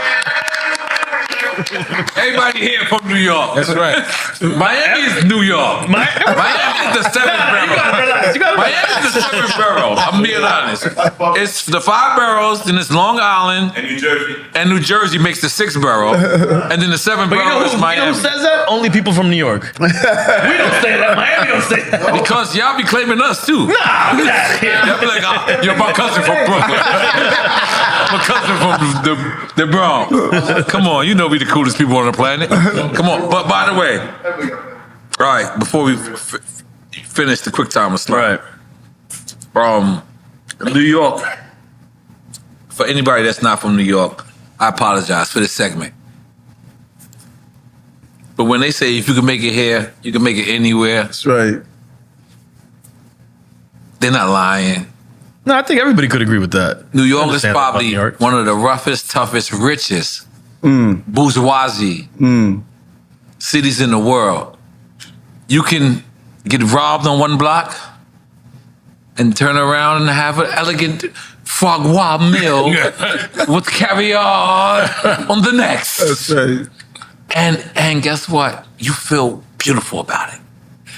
Not the getting robbed part. No, I'm not focusing on that part, sir. I'm saying that can happen.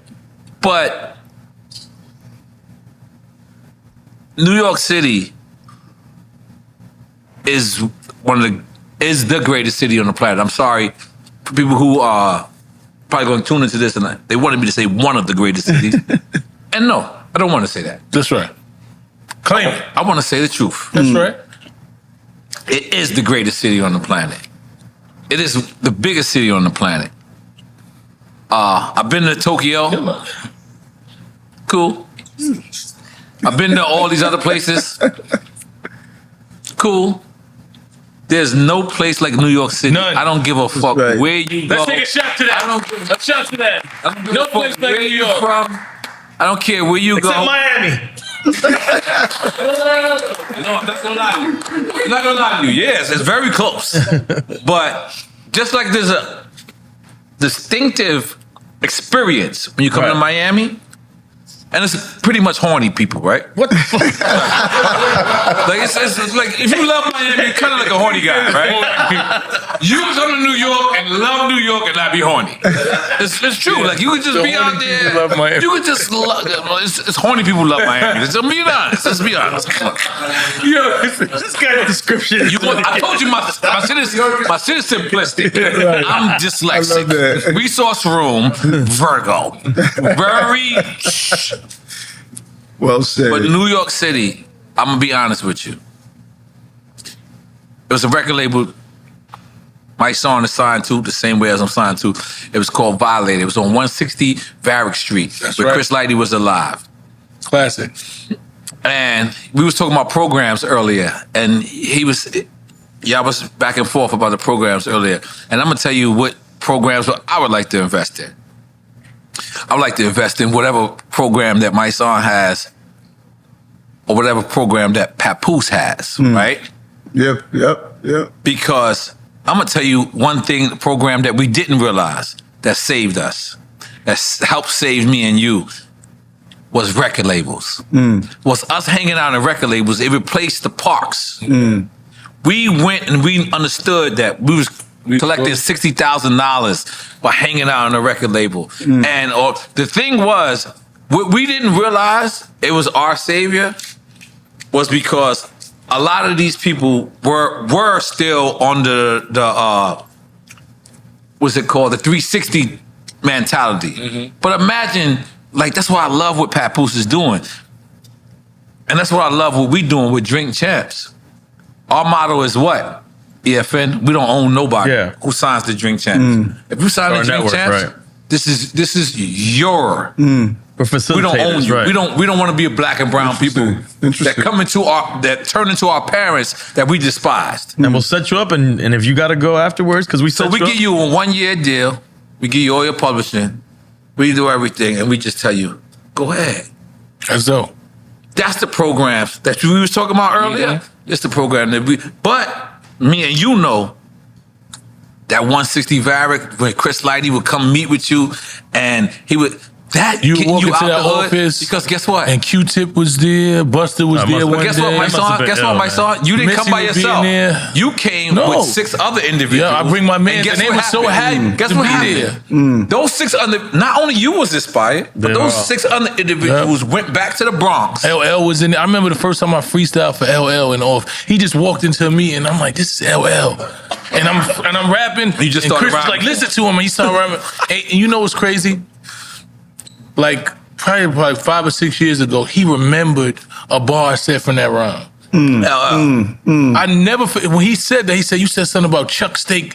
I'm cooking up steak. I'm cooking up beef for these chuck steak niggas. And I said, Please, what? niggas, we remember. And, and I was like, damn, that was 20 plus years ago, and you really remember. And that shit inspired me. Like, I used to walk in that office. I remember I had battles with Gilly and Jay-Z and Dame Dash was just walking by, and it was like, we need you to judge it. Come in.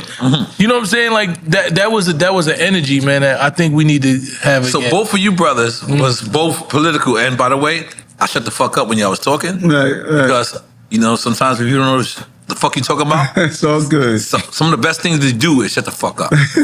So I'll let you, but that's one of the programs that, you know, I see Steve Stout. Let me say this we didn't see eye to eye.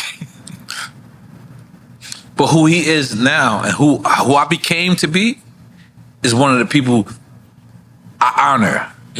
He's in Africa saying, fellas, I'm opening a record label. I want us to own our own masters. That's dope. Hoite. That's Puerto Rican. I'm sorry. I know I'm fucking African proverb up with Spanish proverb, but it's the same proverb. That's right. He's in Africa telling, because you know what's the most popular music there is right now? Yep. Afro fucking beats. That's right. I'm sorry. That's right. No. I'm sorry. Malcolm X is coming out of me. Look, I don't know if it's Dirty Red, Malcolm X. Look, he's in Africa telling people, I love that. we need to own our own masters. Our masters don't need to own us. What does that remind you of? Artists who are hot to them right now. And That's right. And they can see them in the offices and see them and be inspired and motivated. That's what I think is the solution. Yeah. No. That's one of the things. I'm sorry. I felt that. And, you know, we need to really make that connection back to the continent. Because our brothers and sisters on the continent, they're really doing something. They're really, Africa. Yeah, they're regaining control. Yes. You know, they're looking at their natural resources. They're not allowing themselves to be exploited. When I was in Senegal, this brother is taking over all that cocoa that is shipped to Switzerland and other places to make chocolate. He says, nah, we need to do this right here. You know, all those natural resources, we need to make that bridge again, you know? Yeah. Yes. Man, I'm be honest, man. You want to say something? No. Okay. I'm feeling the vibe. I'm so honored, man, because you know what? As a hip hopper, as a person that, you know, I'm 46 years old. Hip hop is 50. So that means that I was listening to hip hop in my stroller. So I don't remember. I mean, did I say something smart? The way he's the stroller. Yeah, I mean, I have a rhyme. I said, roller. Hip hop is older than me. I listened to it in my stroller. It didn't make sense never until now, but it's true. Yeah. You being the hip hop man, the nightlife man, and when I was googling you and I'm going through it, it's like Friday and Saturday night he lit, and then they said Sunday morning. I said this is dope. But because let me because I know how hard it is for your job, right? So many people look at the person that runs the marathon at the end. They say, all right, cool, I like that. Nobody understands the marathoner at the beginning. And then especially the New York Marathon, you got to run through each borough. Right. I'm going to be honest with you. I'm born and raised in New York. There's certain boroughs I just won't go to. You have to go through them all. Right. How do you balance that? And just, you know, be the same person in Brownsville that you're going to be on the Upper East Side. Let me critique you just a little bit. Yes. There's no way you can be the same way in Brownsville that you can be in Howard Beach. Yes, you can, brother. Yeah? Yes, you Explain can. that to Yes, me, please. because I like how you took a shot without us. We don't like it. Come on. We together. Come on, solid. We together. Solid. Okay, you could be the same person in Brownsville and Howard Beach. By the way, about 12 minutes away, maybe 15. Well, first of all, the Howard Beach, the Pelham Park, all those communities. Pelham Parkway? Right. All those communities that we once knew, they're not anymore. Really? Yeah, the Little Italy's, all these areas, when we grew up, there were certain areas you couldn't go to Bensonhurst. You know, you couldn't go to Bay Ridge. These areas have now become one. You said Hawkins, right? Right. You said Hawkins. Right. And so if you come with the same things, and we all want the same things, we want to be able to raise our families, educate our children, live in a safe community, and be gainfully employed. That's the same across the board. And as I sit in these different communities, they all want the same. Communities have been denied the same. When I go to a Howard Beach, which I won when I ran, just as I won our communities, I'm saying the same message. we have to make sure if we don't give the opportunities to all these children, then the children that they're raising, they're not going to have the opportunities. And that's what we have to make sure that we're doing. And that's our message. My message is the same and it's consistent. And it is what I'm going to stand by. And I'm going to give it my all. You know, I know what we're doing, you know. We're down here now telling, one of the things we're doing while we're down here, we're going to be talking to the international community. People are looking at us internationally and saying that the way you are handling these crises that people need to duplicate. I want to give you a gift. This is from my friend. He's from Queensbridge. He's from Queensbridge. His name is J-Rock. He did time in prison just like my son. He came home, he flipped, and he's a construction worker now. He's part of the union. He didn't ask me to do this at all. He might be embarrassed. I bought this personally. So this is the book that I bought from him personally, and I want to give it to you. It's called Life in Queensbridge by my brother, J-Rock. Love it. I can't even tell you how much time he did in prison. I don't know. But brothers and he been locked up since I was 11. But this is a message that he asked. Question I will ask him: how important is union labor and the unions to his administration in New York City?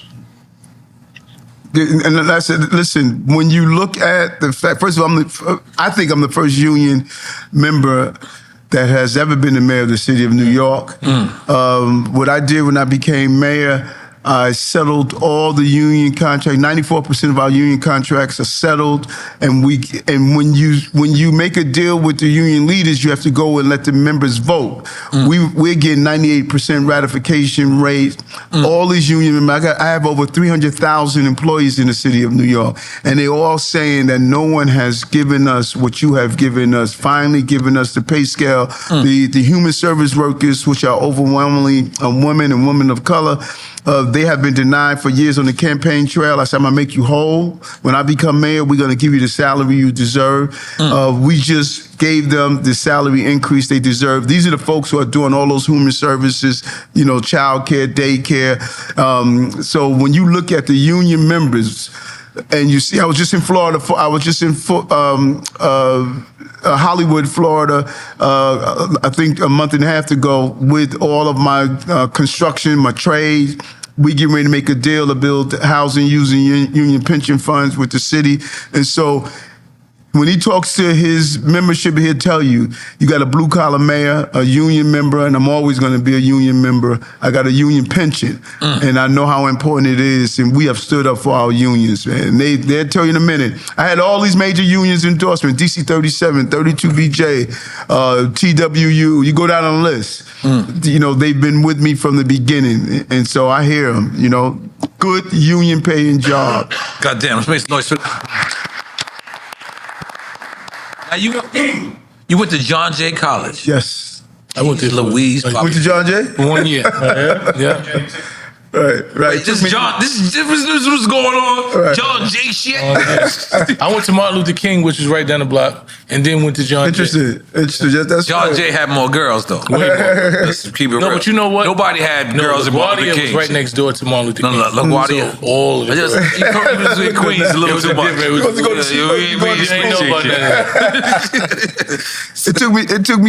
It took me 14 years, man, to get my degree. 14 years, one class at a time. I'm never gonna beat you with brilliance. I'm gonna beat you with endurance. I'm gonna wear you down, man. I like You know that. what I'm saying? That's a bar. That's a bar. Wait, let me That was say, about- you be taking my shit. Look, you know what I say? What did I say, Ross? I say, everyone else might have had better product than me. They're not gonna stay outside as long as me. That's pretty much the same shit. It is. You're a Virgo, you're dyslexic. It is. You gotta relax. You know what I'm saying? Yo, Virgos is wild. We run the city. Yo, I'm gonna be honest, man. I invited my son because my son really loves our community. Yeah, no, He brother's really is authentic. the guy that if something, happens, he's there. Yeah. So I didn't ask his agenda. I just asked him to be here. Yes. And I loved it that because he's genuine. So I didn't want to. But we all have the same goal. Definitely. That's right. We Definitely. want our city to be better. That's Right. it. I wanna move back. You're a smart man. I wanna move back, Yeah. but I need something. Not from you. Not from you neither. We just need something. Maybe from you. But what do you say to these residents that come? They say, "Man, New York is too expensive." Then when I get there, I see certain bums outside my house. Then when I get there, I see there's rats outside my house. When I get there, I see everyone smoking weed. By the way, Amsterdam is one of the best places I've ever been in my life, and drugs is legal everywhere. I love it. Not just weed. Right. Right. This motherfucker's snooting heroin right there, like happy as hell. What's up? I'm sorry, I know this is not politically correct. Right. But there's people in Amsterdam, and there's no crime. There's no crime. Like, holy moly guacamole. Is that the next thing? Let's make heroin legal? They tried in Portland. Because y'all was giving out free needles and shit. Yeah, because we found there's a needle injection site. We found that if you create the environment, if people are going to use, you should create an environment where they could do it safely and they could get the counseling that they deserve. Dr. Fassan, who's in charge of my deputy. Like the wireless free zone? Yeah. You ever seen The Wire? Yep. You seen Not it? like that. Okay. I mean, that's what it sounds like. But that's a true story. Yeah, absolutely. Yeah. Wait, what? Yes, That drug-free zone? Yeah, that's in what they were Baltimore doing. And back in that Baltimore, Yeah. It's all based on fact, yeah. Did they have crab legs still? Well, they got the best crab legs. Crab in the world. legs? Crab legs is the best. CNC? They got whole crabs in. No, I'm fucking with you. I'm fucking with you. Yeah, but you should come back. The city is back. No, I'm back, but I'll leave. Yeah. I ain't gonna lie. I come, I'll be like, I love it. I bring my kids. My kids don't want to leave. They're smart. The next my generation. kids don't want to leave. My kids, they love the hood. Yeah. They want to go play basketball. Yeah. I'm like, we live on the beach. Like, fuck the beach, Dad. Yeah. That's how they You don't don't work too hard for you to come back. We got. Listen, man. We got to do another few stops, and Yes. Yes. but really good, man. Let's catch up when we get back. Yes, sir. Please. Definitely. We got a lot to do. You know what I'm sir. saying? But let me just say this the right way. I thank you. I know you get scrutinized. I know you get chastised. But you're the first. I was the first to do reggaeton. I was the first to work with Swiss Beats. I was the first to work with Scott Storch. I was the first to work with Neptunes. I was the first to do reggaeton. They laughed at me. I made it to my destination. But when I popped in my GPS, that shit didn't come up. I killed that. I like the way I killed that. But no, it's real talk. Right. When I popped in to the places that I wanted to be, GPS navigation wasn't even invented. So when I complained about traffic in Greater Ventures, and I didn't leave Van Wyck, I knew this is what life is. Meaning, people wanna hurt you before you get to your destination. I heard you say that my greatness will not be recognized until I'm out of office. That's right. That's what I like. And guess what? I respect that. But I want to take a little bit before we get up out of here and tell you, being a renegade is also the same thing. Barack Obama didn't legalize marijuana throughout the whole 50 states because he didn't want to be the black person to legalize. Right. But I'm going to tell you something. Trump will do the exact opposite to be the exact opposite. So I want to give you that little bit of advice. Right. And I can't give you no political advice at all. Listen to me. I told you I'm dyslexic, resource room, special education, everything. Put it all together, ADD, all that. But Right. the advice I can give you is, fuck it. That's it. Listen, and Hold on. Because it's 2 words. right. Fuck it. Put it on the This t-shirt. is what I'm giving it to you because you can do it. And that's what he was saying intelligently. Right. And I told you I'm simplistic, man. Right. Eric Adams, Brooklyn, Queens, guy who I know knows Nas album just as much as me, knows Biggie album just as much as me. Just think about it one time. Right. The same way Trump says "fuck it" sometimes. That's my only advice. And we said that January 1st, 2022, when we became elected. And trust me when I tell you, we're still saying it. And I'm gonna just move to New York just to vote for you again. My man. Just for like 2 weeks, and then I'm gonna get the fuck up out of there. Guess what my quiet advice is? Guess what my quiet advice is? Yes. Fuck it. Oh, okay. Okay, we got a special guest. I forgot. Hold on. Sit down. We have a special guest. Okay. It's part of our culture, part of hip hop. Okay. He's here to give us a certificate. Okay. Commissioner Keon. What's up, brother? How are you? So I've come on behalf of the mayor of Miami-Dade County and the commissioners of Miami-Dade County to show my appreciation to Drink Champs. Thank you. Okay. Drink Champs has done wonderful things for our community. To bring about a lot of conversation that we all need. Great opportunities to laugh and learn. But today, to hear this political speech, it's been wonderful. And so I'm presenting this certificate of appreciation as Miami-Dade County Commissioner on this day to you all for all of your wonderful work. Thank you so much. Thank you.